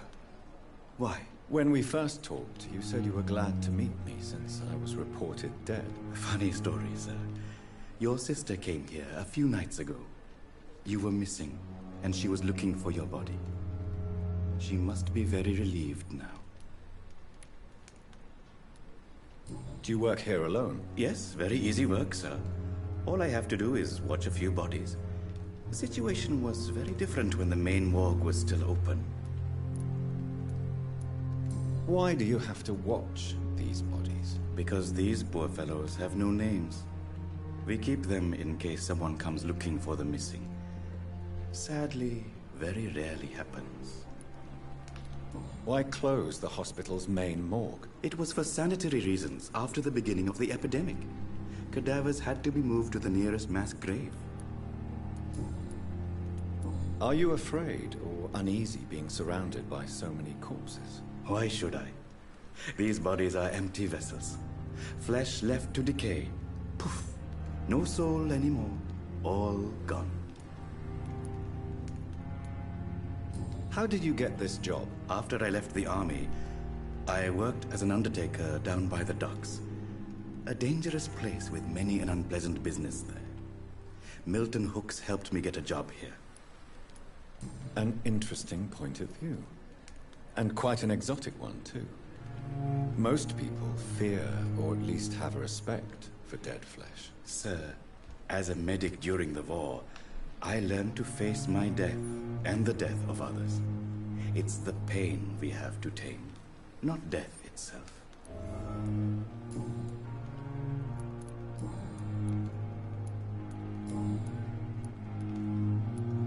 A pawnbroker? I expect you get all types of people here. Yes, sir. All kind of people. For I sell all kind of goods. Who comes here to trade with you? It's very unhygienic, even unsafe. Diseases can spread. For the customers, for the hospital. I'm very cautious, sir. I've been a doctor, remember? And all my clients are good people. In fact, I think I only know good people. What kind of goods? With the quarantine, it's not always easy to buy things. So I trade, I exchange. Some people sell, some others buy. I like to help.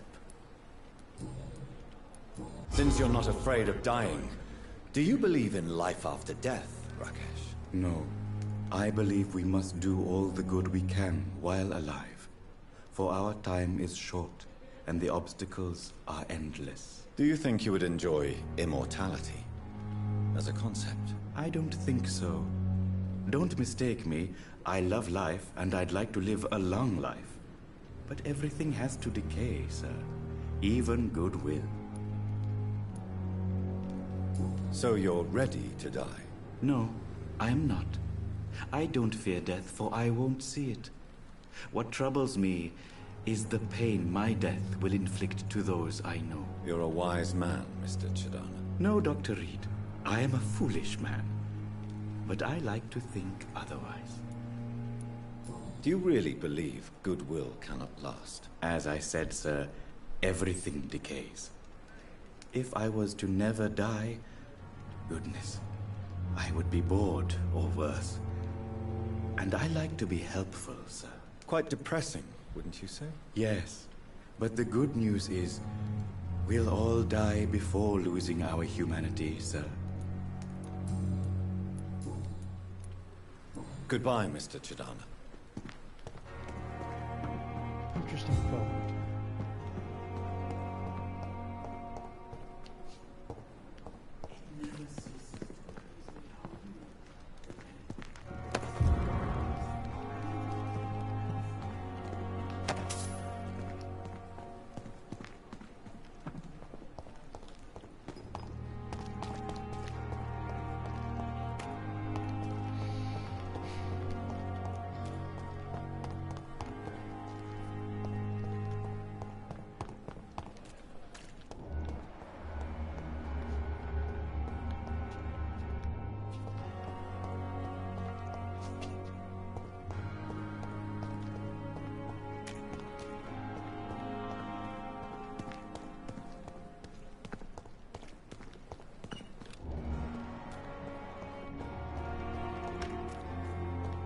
I'm sorry you ended up on my plain and cold medical bench, sir.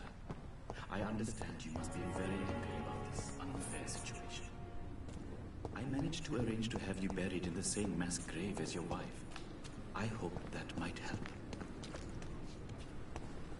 It's locked, all right.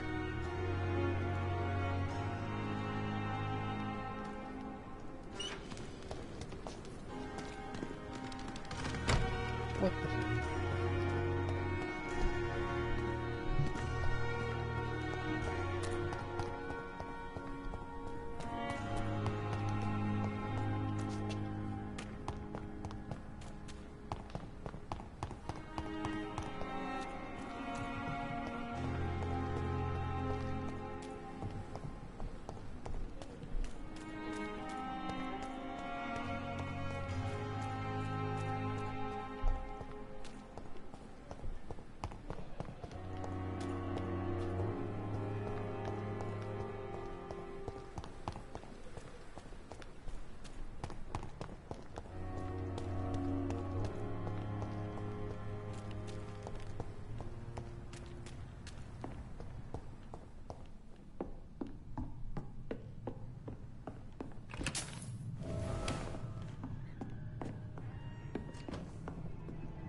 It's one of them!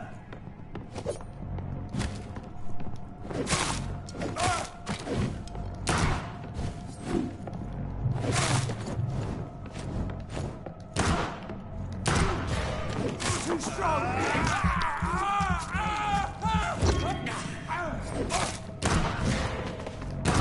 Oh my god!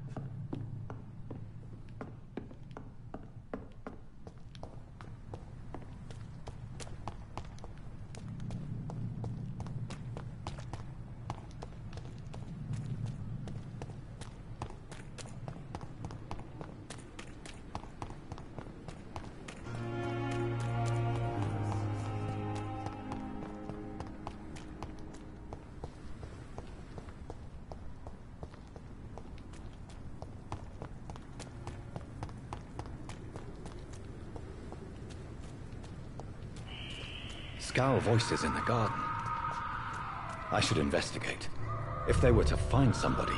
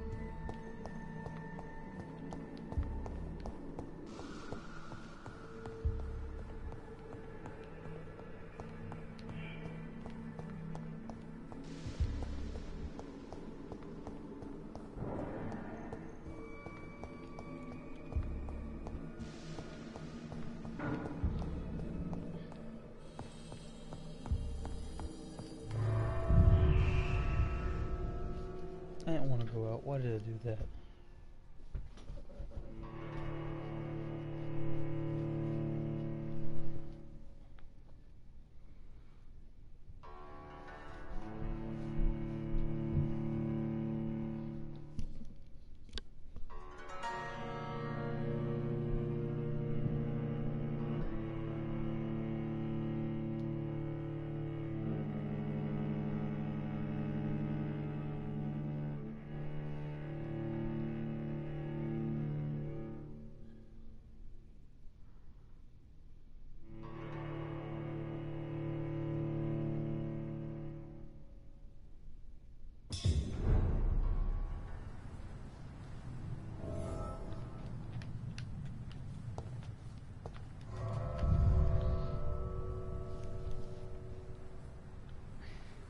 It's gonna kill me.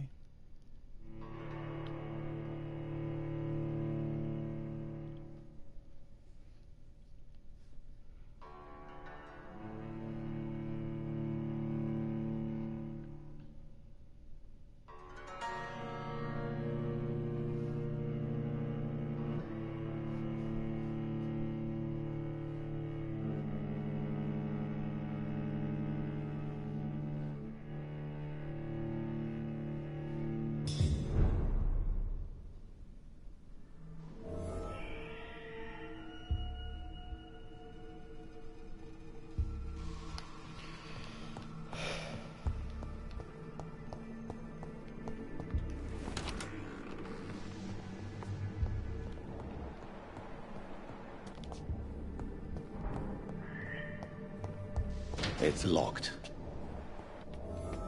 Door locked.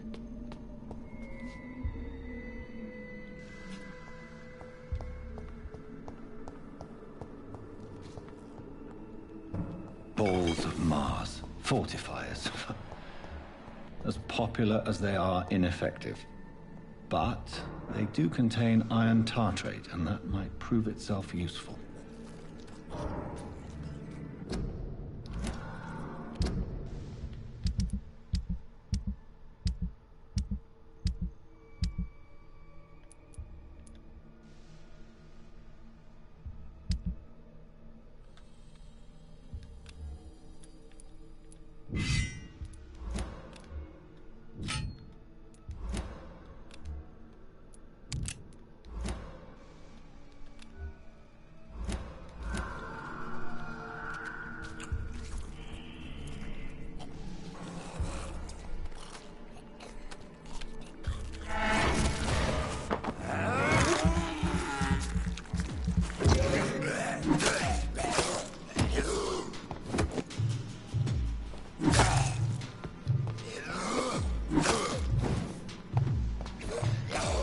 Behavior is similar to the infected William Bishop.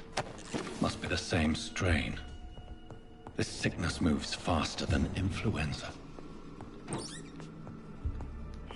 This key will surely grant me access to the basement.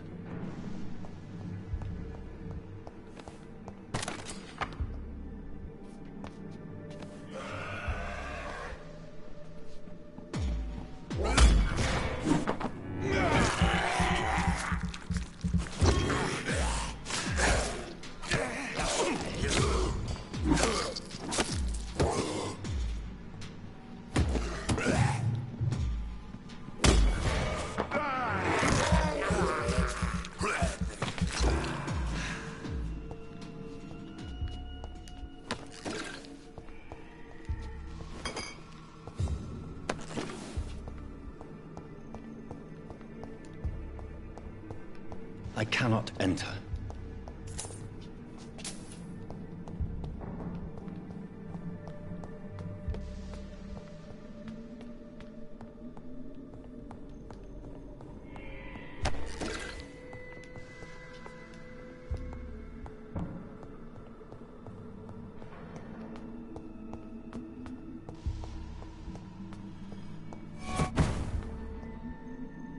Son of a bitch.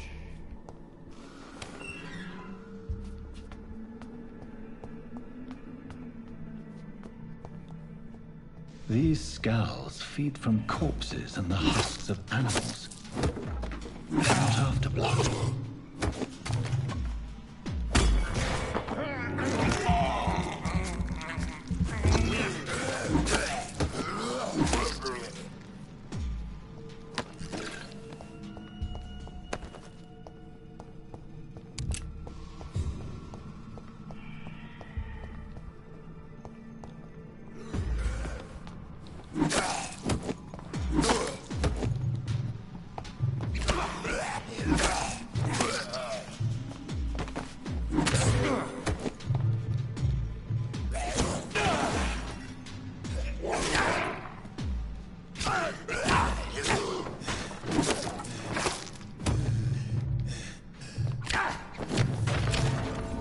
The hell?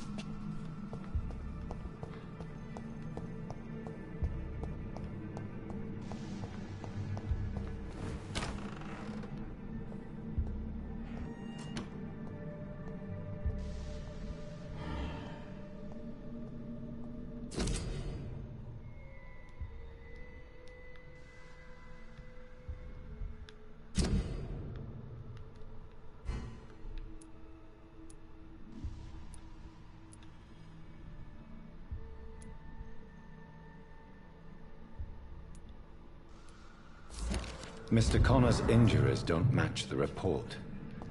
I'd better look into this.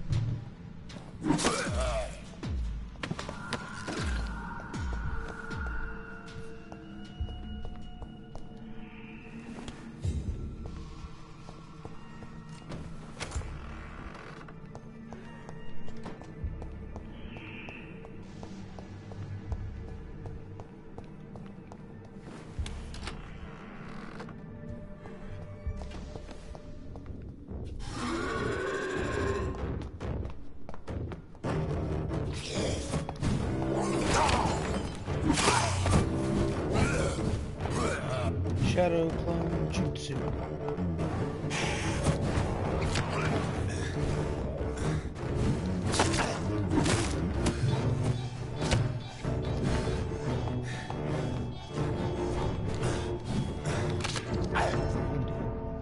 Shit.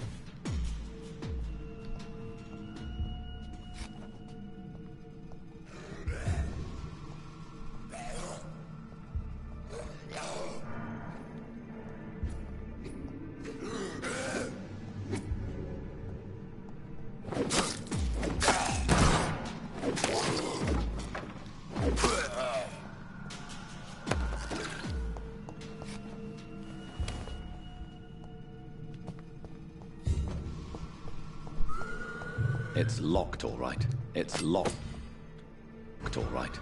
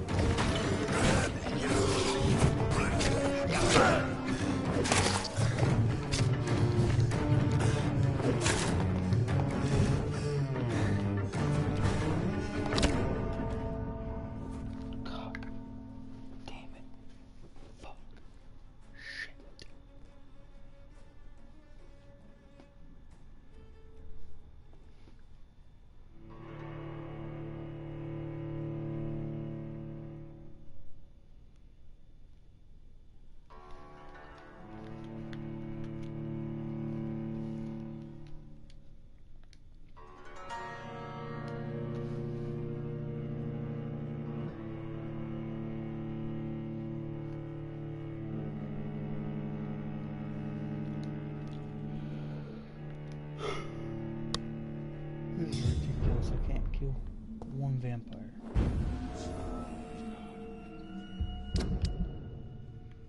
Let's try that again.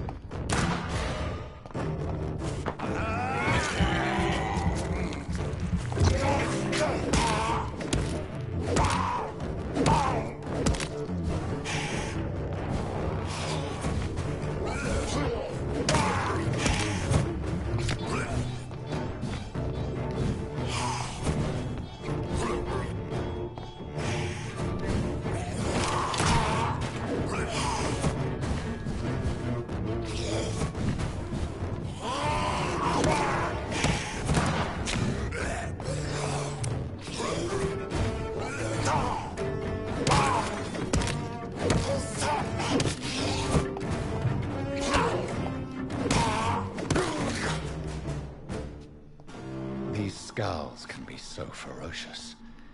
I'm not sure I can defeat them without becoming stronger.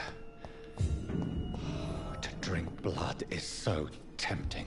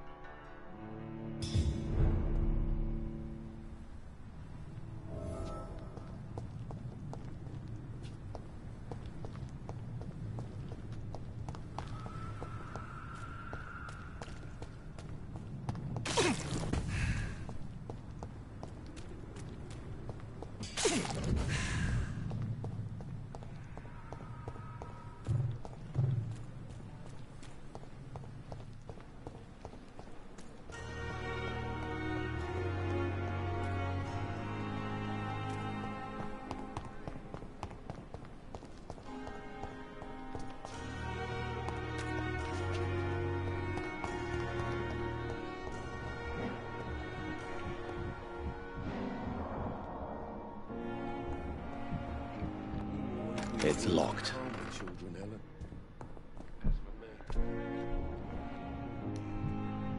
Good evening, Mr. Goswick. How are you? I'm okay. How painful is your throat, Mr. Goswick? So painful I'd rather not talk at all, Doctor.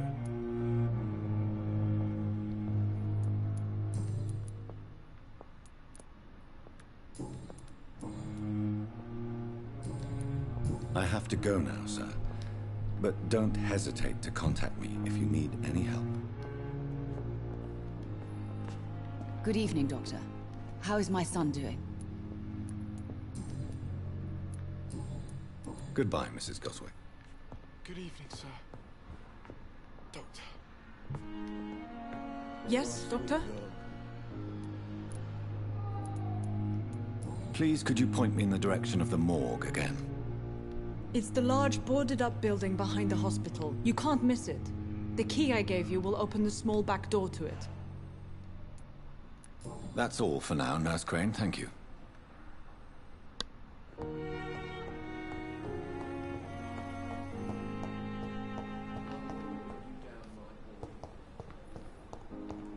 Oh, my office is upstairs.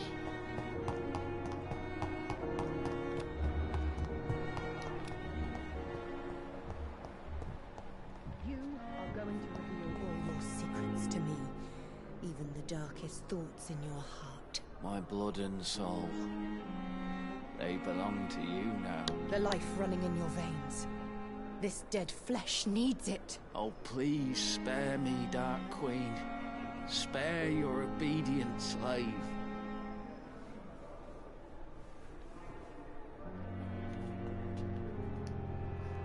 Good evening, sir. Can I help you? Unless you're here to fix my face. No. I don't think you can help me. I'm Dr. Reed. I've recently taken the position of head surgeon here. War injuries, am I right? You guessed right, Doctor. German shell took my pretty little mug right off. But they still call me Thomas Elwood. How is your stay with us, Mr. Elwood? Oh, it's bliss. I just escaped death in the trenches to be surrounded again by the moans of the dying. Can I ask you precisely why you're a patient here? It's the pain, sir. The drugs don't work. It just hurts under the scars, if you get my drift. Who is treating you? Is someone in particular looking after your case? Nobody since the old and tired doctor spoke to me. Started to think I was forgotten about. Wouldn't blame you. You don't seem worried by that. My face hurts so much more when I smile or cry. I've learned it's easier not to speak. But be assured I'm smiling inside. Can I do anything for your pain? Nurses gave me a bunch of pills. No effect. Told you. It's like the flames are under my skin, burning away.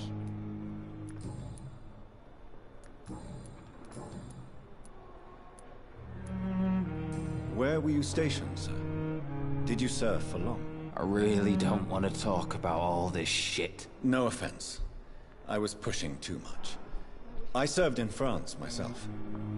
I just wanted to know what happened to you. You were an officer, weren't you? Then I doubt we fought the same war, sir. No offense.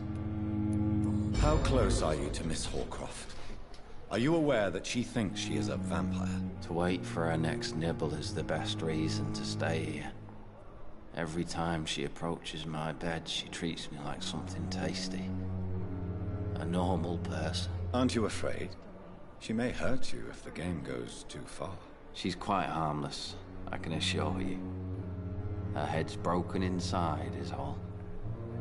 While I'm busted on the outside. But she's still beautiful.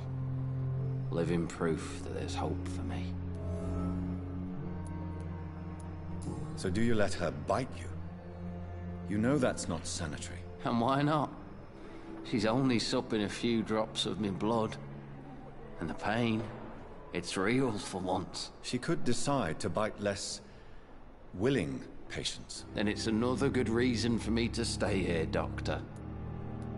You do realize she's mentally disturbed. It's called the Cotard syndrome. She truly believes she's a vampire. In her madness, she never refers to my scars. And frankly, if I could, I'd join her world. It seems much more fun than the real one. Goodbye for now, Mr. Elwood. Good evening, Miss Howcroft. How are you tonight? I need blood, Doctor. Warm, rich, vibrant blood.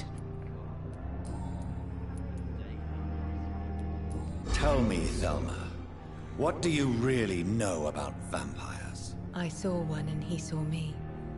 I watched him hunt and kill. I saw his terrible wounds heal as his victim died. And then I knew I was saved. You mean you actually saw a vampire? Here in London? Yes. And it has been the answer to my pain. I must drink and kill to regenerate my decaying body. I am a vampire too.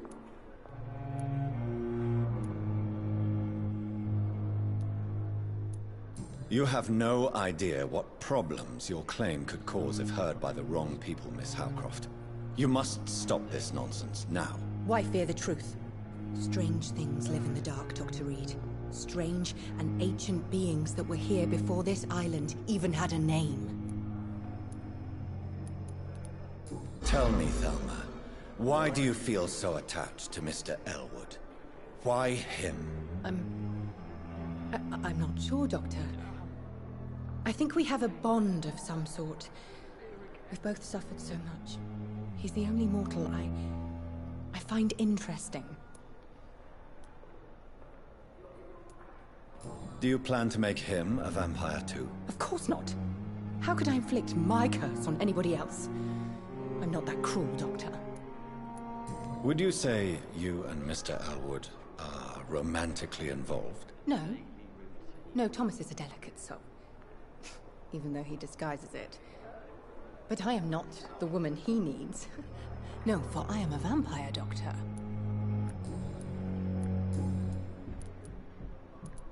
I'll leave you, Mistress of the Dark, to your nocturnal activities. Time has lost its effect on me. The suffering continues. The pain. It's here again. Good evening, Mr. Hampton. How do you feel? Dr. Reed, is it? Oh, sir, I must apologize for my behavior. What do you mean? I was not myself in the factory. Fear and exhaustion made me say awful things to you, I'm afraid. You remained perfectly nice and polite. A little delirious, perhaps. But who wouldn't be after enduring an abduction? Thank you, Doctor. That's a relief. Now all I need to do is rest and return to my flock.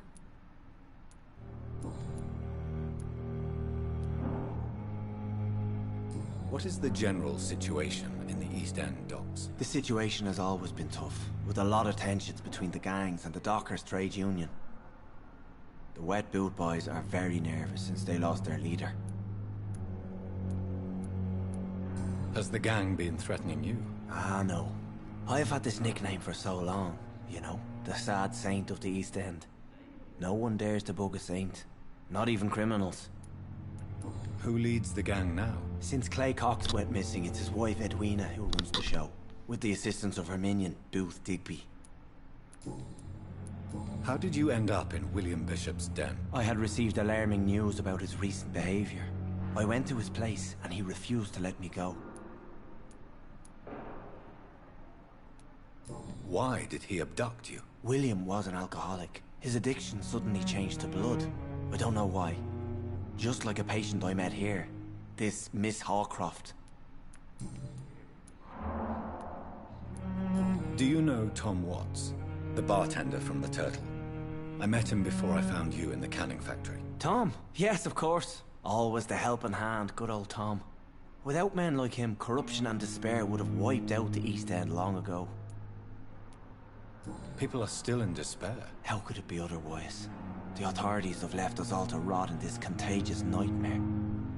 No drugs, no advice, nothing. It's a damn shame. Who should I avoid in this part of town, then? Any particularly evil figures? Not really. Most men and women are just doing their best. And it's not my habit to speak ill of people I know, Doctor.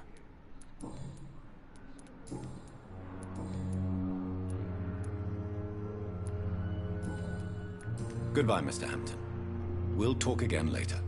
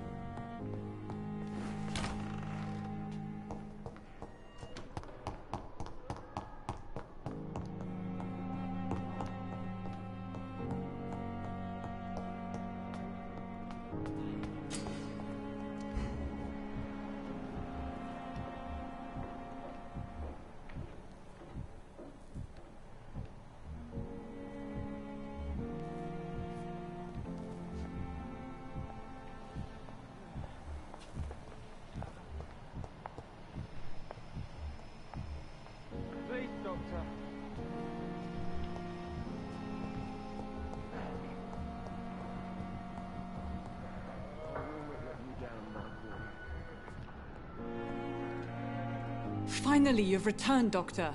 Did you find anything of value? Yes, nurse. You've worked your first miracle, Doctor. Now, this patient here needs immediate treatment. Duty calls. When the storm has passed, I'll show you how to mix the remedy yourself with the same basic ingredients. Many thanks, Doctor. When you've finished, you ought to report to Dr. Swansea in his office. He's been looking for you. Seemed pressing.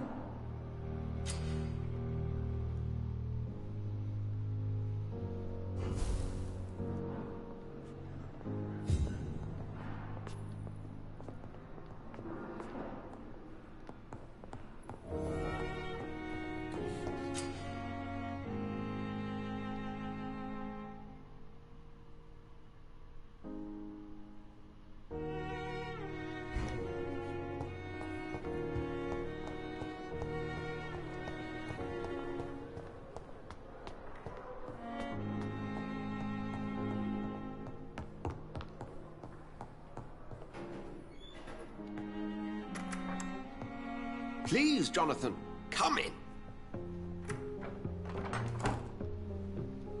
Fascinating, is it not? In the last decade, so many mysteries have been brought to light with our microscopes. The human body, biology's penultimate frontier. The more we explore its boundaries, the less we're able to trace a clear line between life and death. You, my friend, have a foot in both countries. The view must be vertiginous. It's at least as vertiginous as chatting about vampires with you, I would say. This must be all so new to you. This area of town, the hospital, a brand new life. How stimulating it must be. I wish I could share your enthusiasm, Dr. Swansea. But my condition defies scientific categorization. Undead? Unalive? Immortality defies logic. I cannot express my thrill at this serendipitous turn of events. The world's most eminent specialist in blood transfusions, a vampire. One might say a gift from heaven.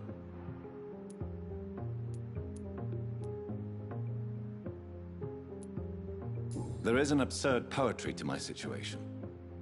Physician, heal thyself. Forgive me. I've been an admirer of your work for a long time, and now you are so much more than a brilliant physician.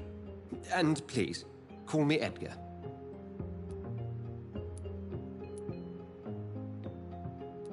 There is no need to apologize, Edgar. You offered me sanctuary when I had none. Very well. I have a task for you, Jonathan. Something that will require all your newfound skills. Please, go on. The Pembroke only survives through the generosity of our benefactors. Unfortunately, our main donor has found herself in a bit of a bind. Now, if you could help her out... A spokesman or politician is what you need. That's not my calling. And until I come to understand what has happened to me, I require discretion. Discretion is in order, Jonathan. Lady Ashbury has recently received rather indelicate correspondence that, if revealed, would jeopardize her position. And you would like me to eradicate this threat? By the stole, of course not. I would just like you to pay her a visit. Her ladyship is certainly near the tents outside, tending the sick. You can't miss her. Look for someone impossibly delicate. Accepted. I'll see what kind of trouble Lady Ashbury is in.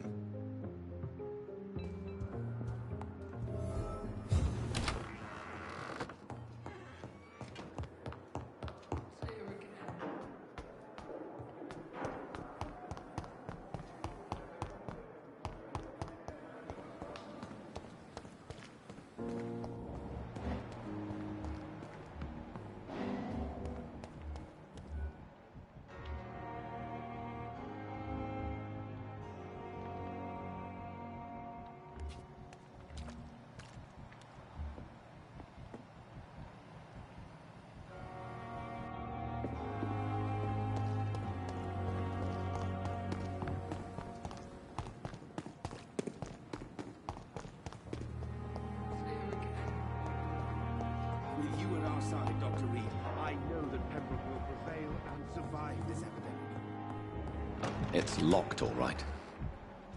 I will not let you down, my boy. Good evening, Mr. Goswick. How are you? I'm okay.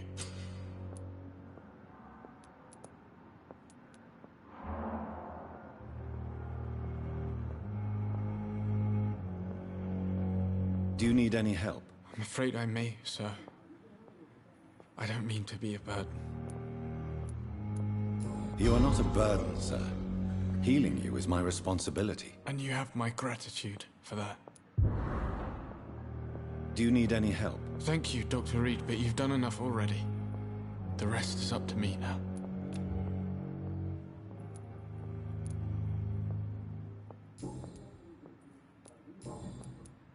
Have you heard rumors about blackmail in this hospital? No. I have to go now, sir. But don't hesitate to contact me if you need any help.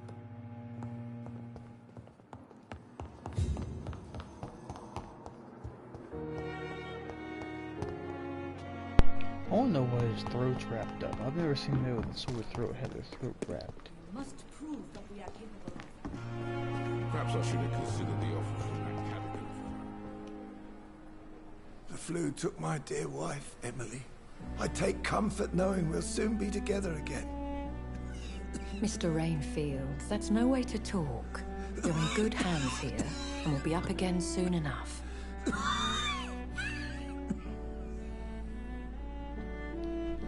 Now do me a kindness and get some sleep. I'll be back round later. Your words are kind, the blessings of an angel. You're the sweet, sweet Lady of Mercy.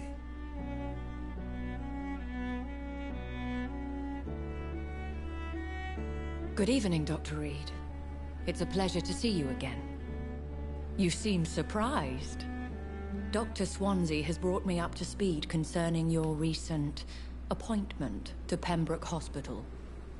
You're a the lady who saved me that night, before vanishing into thin air. I remember you from the pub with Dr. Swansea. Indeed. Allow me to introduce myself formally this time. My name is Lady Ashbury. I remember you well, in spite of the brevity of our encounter.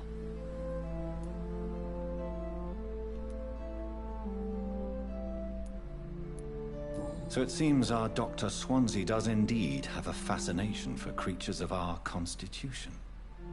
Dr. Swansea is a remarkable man. Dedicated, one might say, obstinate?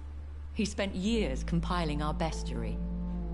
I hope you're more disposed to answer my questions now. You must have countless questions, but our rather urgent matter first. Swansea has explained. My cover, if you prefer, has been compromised.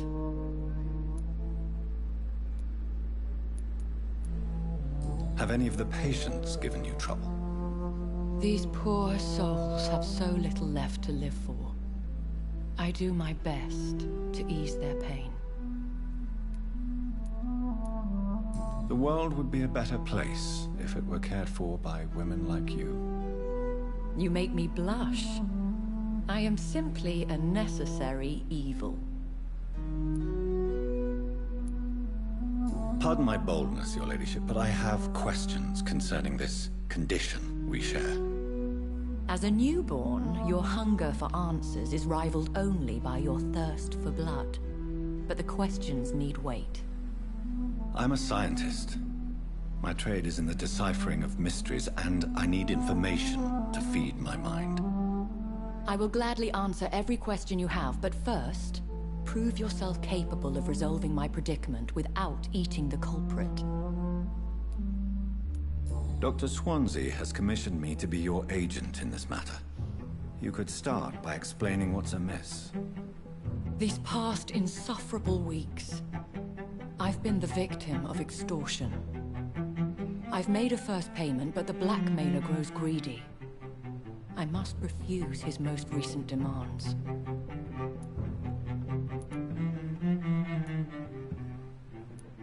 If we're dealing with an ordinary criminal, surely you've the means to deal with it yourself, if I may.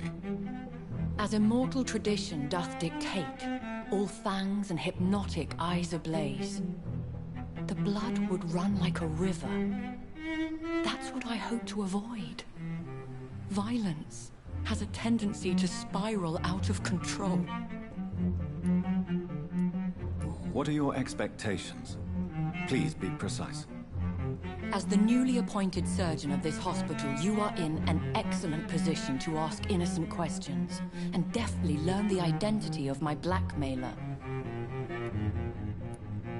Who would be so foolish as to threaten you? A kindred spirit. Even if it were the case, and I highly doubt it, a vampire would have asked for something more valuable than money. My suspicions lean toward a patient or their family. Please continue. Every detail is essential. I'm your man. My embarrassment in this matter is eclipsed only by my shame at having put the hospital at risk. The threat from our anonymous scoundrel is clear. A list of dates. My visits coinciding with the dates of suspicious patient deaths due to massive blood loss.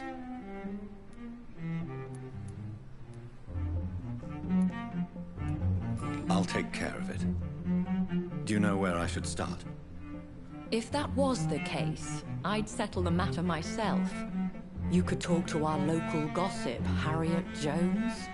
Not a pin drops here without her hearing about it. I'll meet that woman now. My life, as others know, is in your hands, Dr. Reed. I'm sure of your discretion, but I do fear your powers of persuasion will be put to the test. When this is resolved, I'll be your obligé.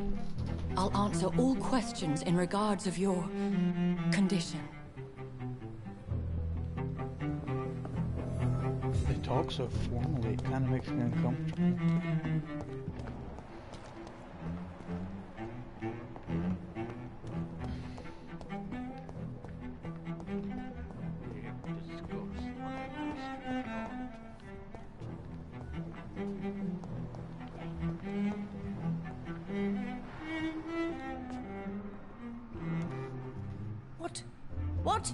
What is this? Who are you? Get out of my room. There's no need for alarm, madam. I'm Dr. Reed, the new surgeon. Preposterous. Dr. Reed, you say? I don't want some bumbling intern. Where's Dr. Swansea? Please, calm down, madam. I assure you that I am highly qualified. I'm just back from war duty. How brave. Threatening an old defenseless woman. You know how long I've been a patient here? You've picked the wrong fight.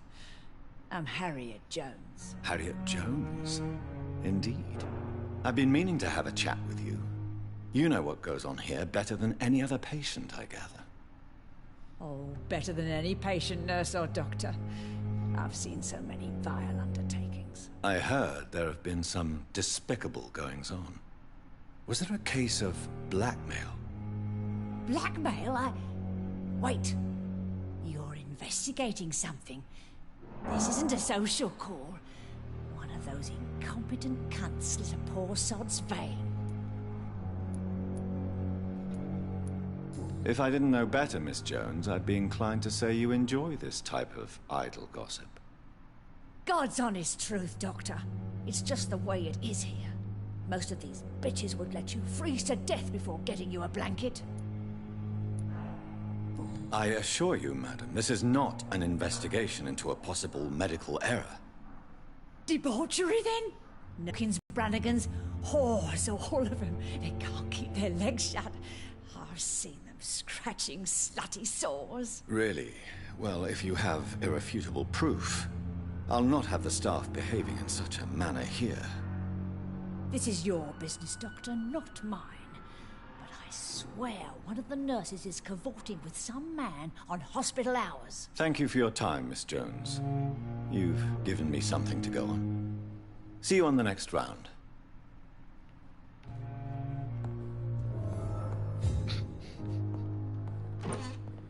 Well, I guess I gotta find the whore then, huh? The patients and staff might know something. I'll start my investigation with them.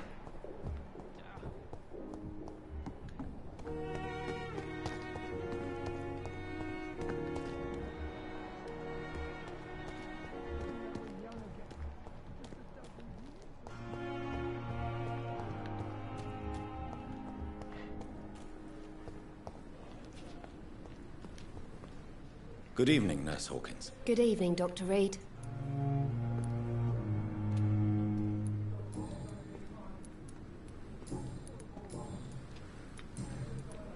What can you tell me about the strange man visiting one of the nurses during her shift? Let me guess.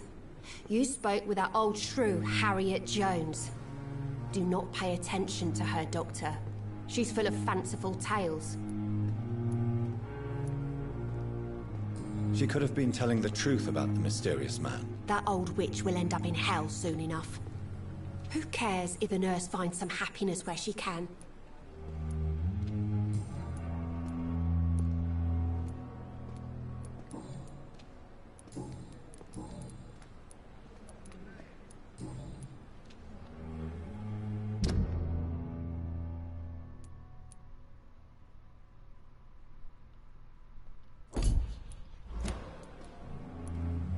Goodbye, Nurse Hawkins. Good evening, Milton. Good evening, Doctor. Still trying to save lives? Have you heard of any underhand dealings going on in this hospital? There are a lot of secrets round here. I'm not surprised someone tried to make money from them. What kind of secrets? I'm not in the gossip business, Dr. Reed. If you want to know more, you better talk to Harriet Jones. She's the oldest patient here.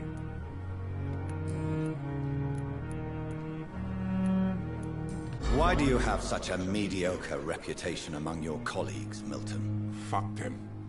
Nobody knows the horrors I've seen since working here. This city was sick long before the epidemic, Dr. Reed. I know it's a difficult task, but correct me if I'm wrong. Is this not the job you are paid to do? I've seen babies left to die while their brothers were properly fed. Underage girls and boys sold to all manner of perverts. I'm sorry, I don't know what to say. Yeah, exactly. We lack words. So excuse me if I don't look on the bright side of life.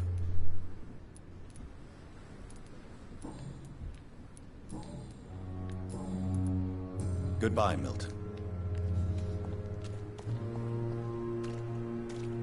We've dodged death so many times.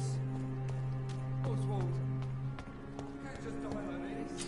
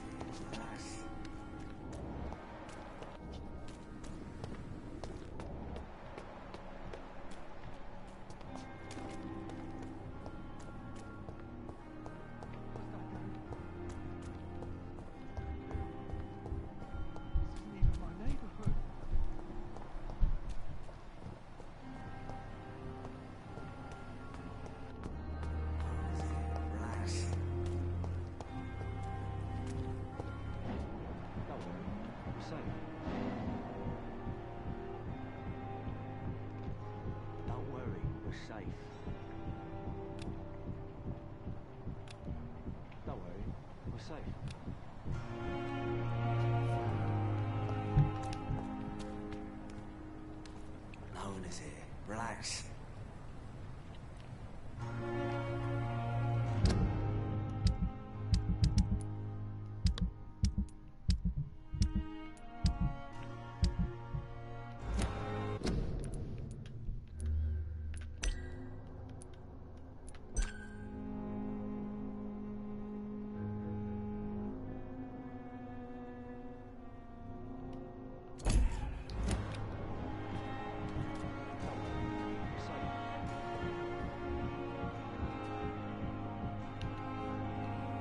You're sure you don't come back with me? Nah, I have to see someone at the hospital. Be careful. You look so bad they may keep you as a patient. Fuck 'em. I don't like hospitals. Or doctors. Well then, when you go back to Whitechapel, you may find this useful. What is it? A pass for a free medical exam by the best nurse available. Just read it. I don't read well, but thank you, I guess.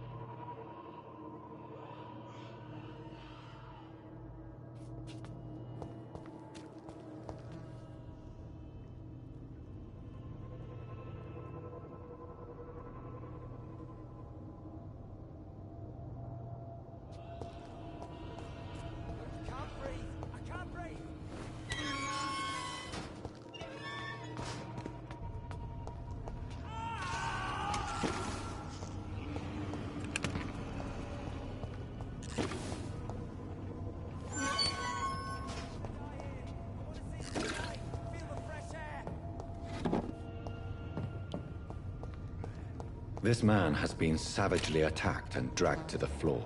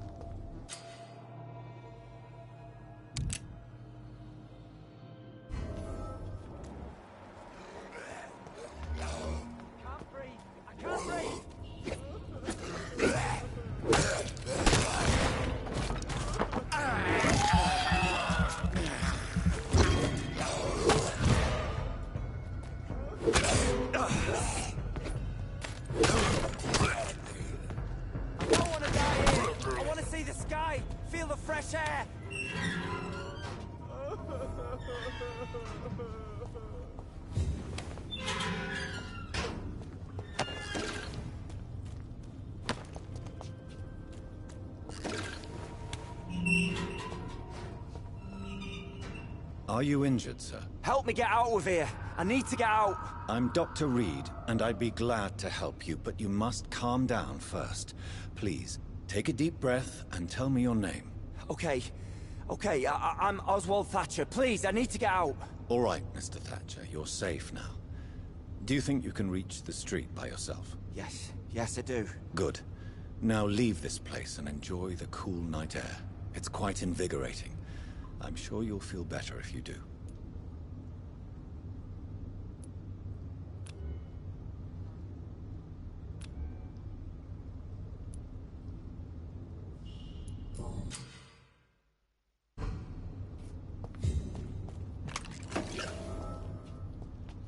Are you sure you're all right, sir?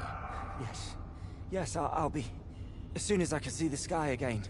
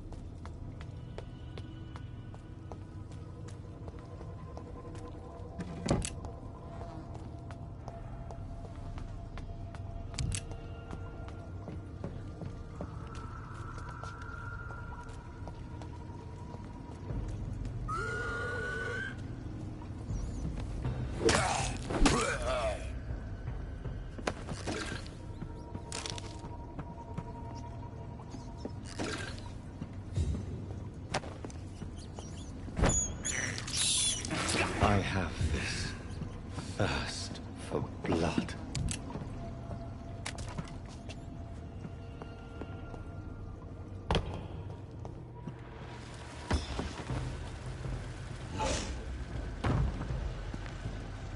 What sort of creature is this?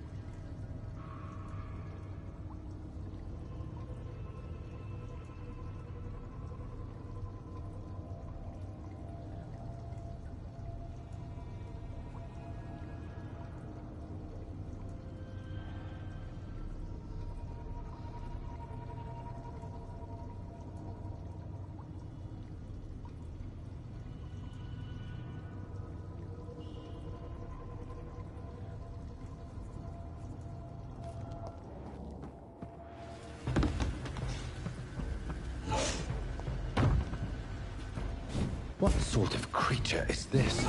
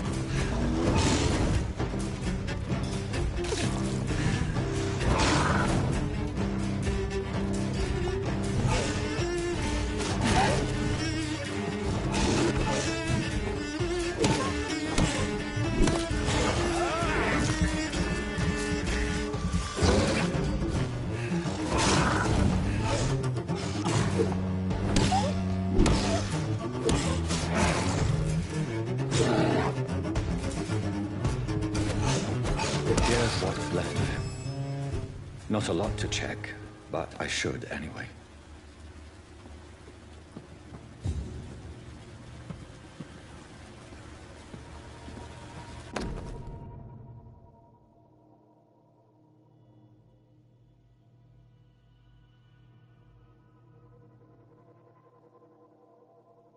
Some voucher for a free checkup in Whitechapel. What is Nurse Crane up to? I really must find her.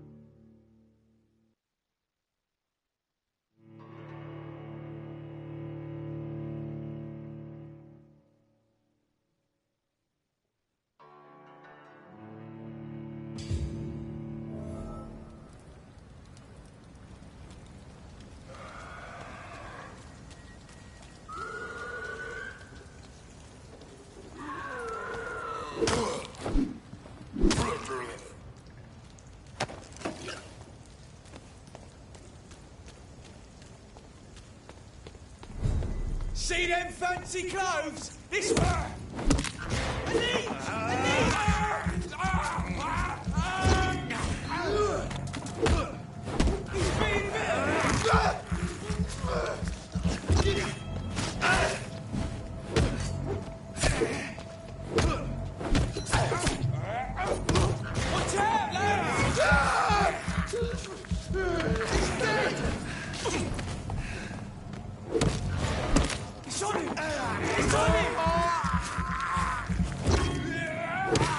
Watch it! Murdering bastard!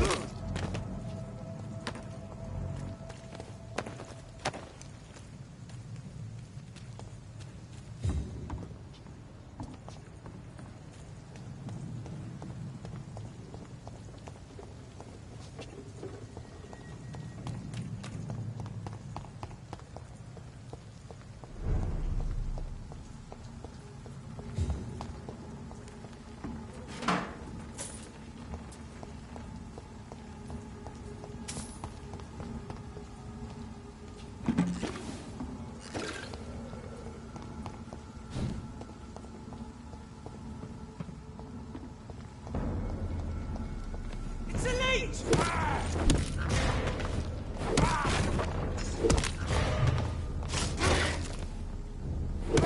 We have to stop it!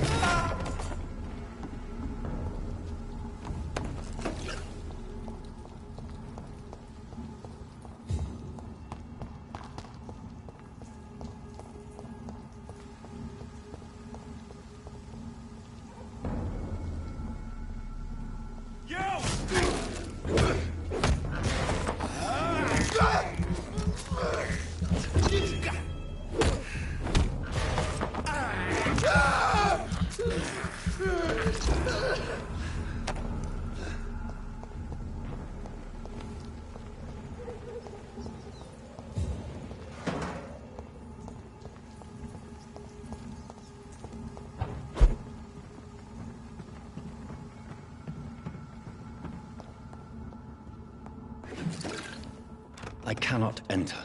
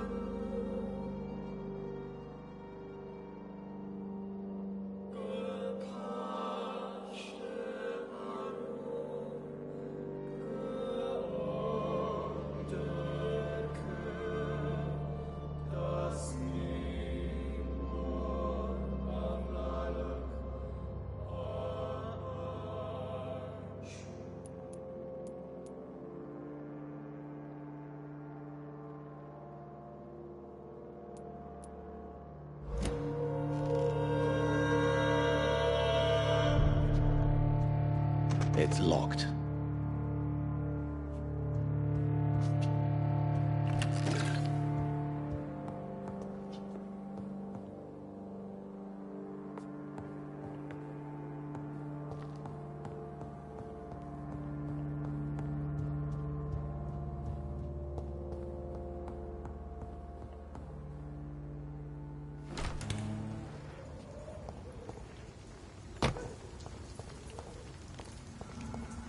Let's pin it down!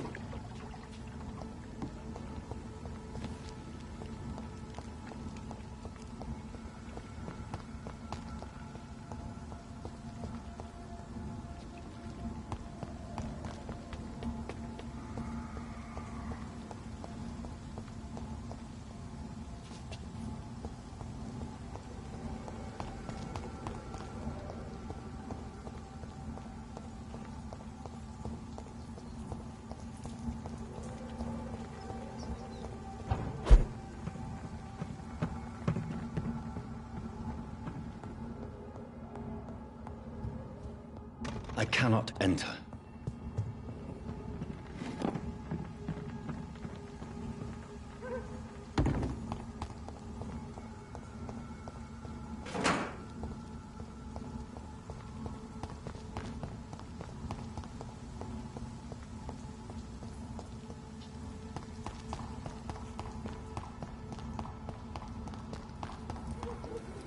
Over there! There's one of them vermin! Fuck! It's fighting! Bloody leech!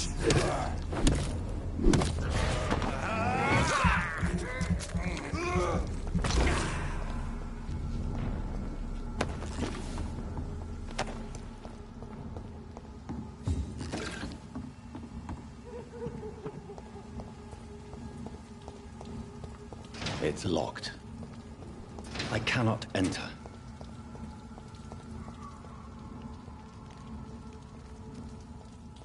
Mine! I'll take it! Oh my god! Die, vermin!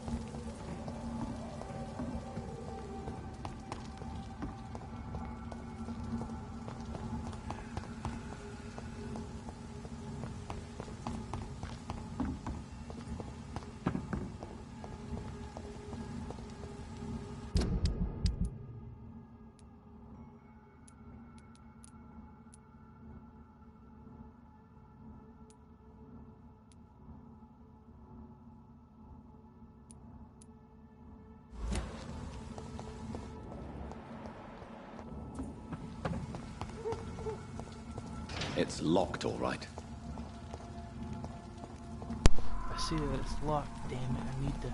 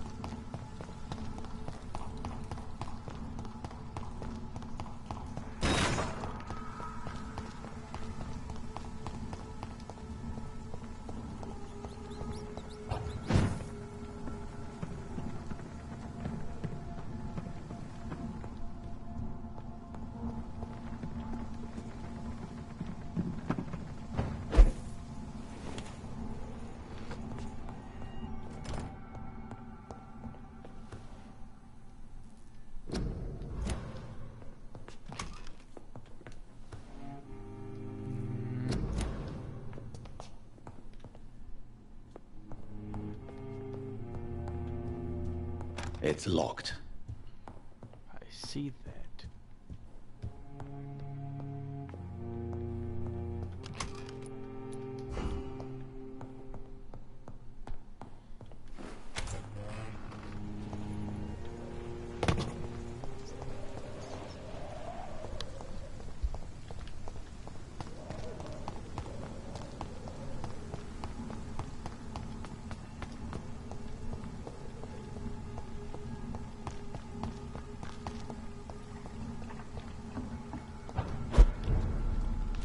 Oh wow. Okay.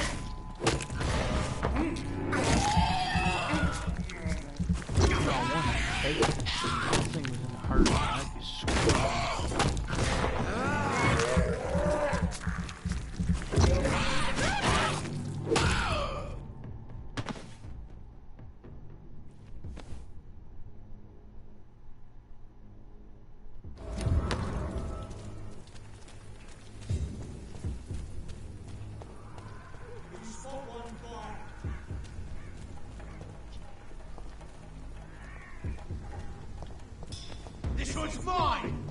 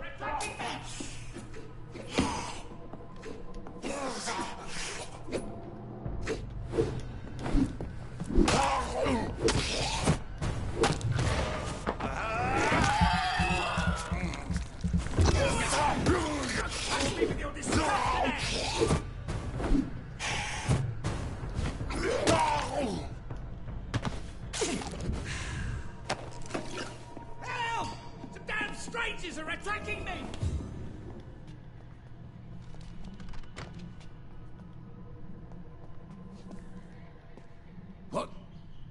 What happened? Who are you? It's all right, sir. You're safe now. Oh, a fellow Englishman. Thank you, sir. For a moment, I thought those bloody heathens had killed me. What are you doing here? This place is not safe. Yeah, it's a cesspool, but it's mine.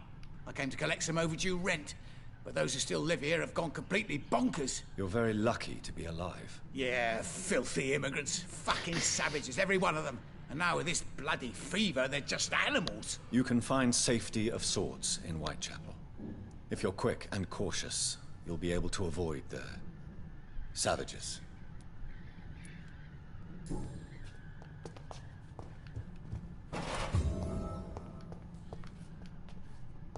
This is Braille. I need someone who can read this.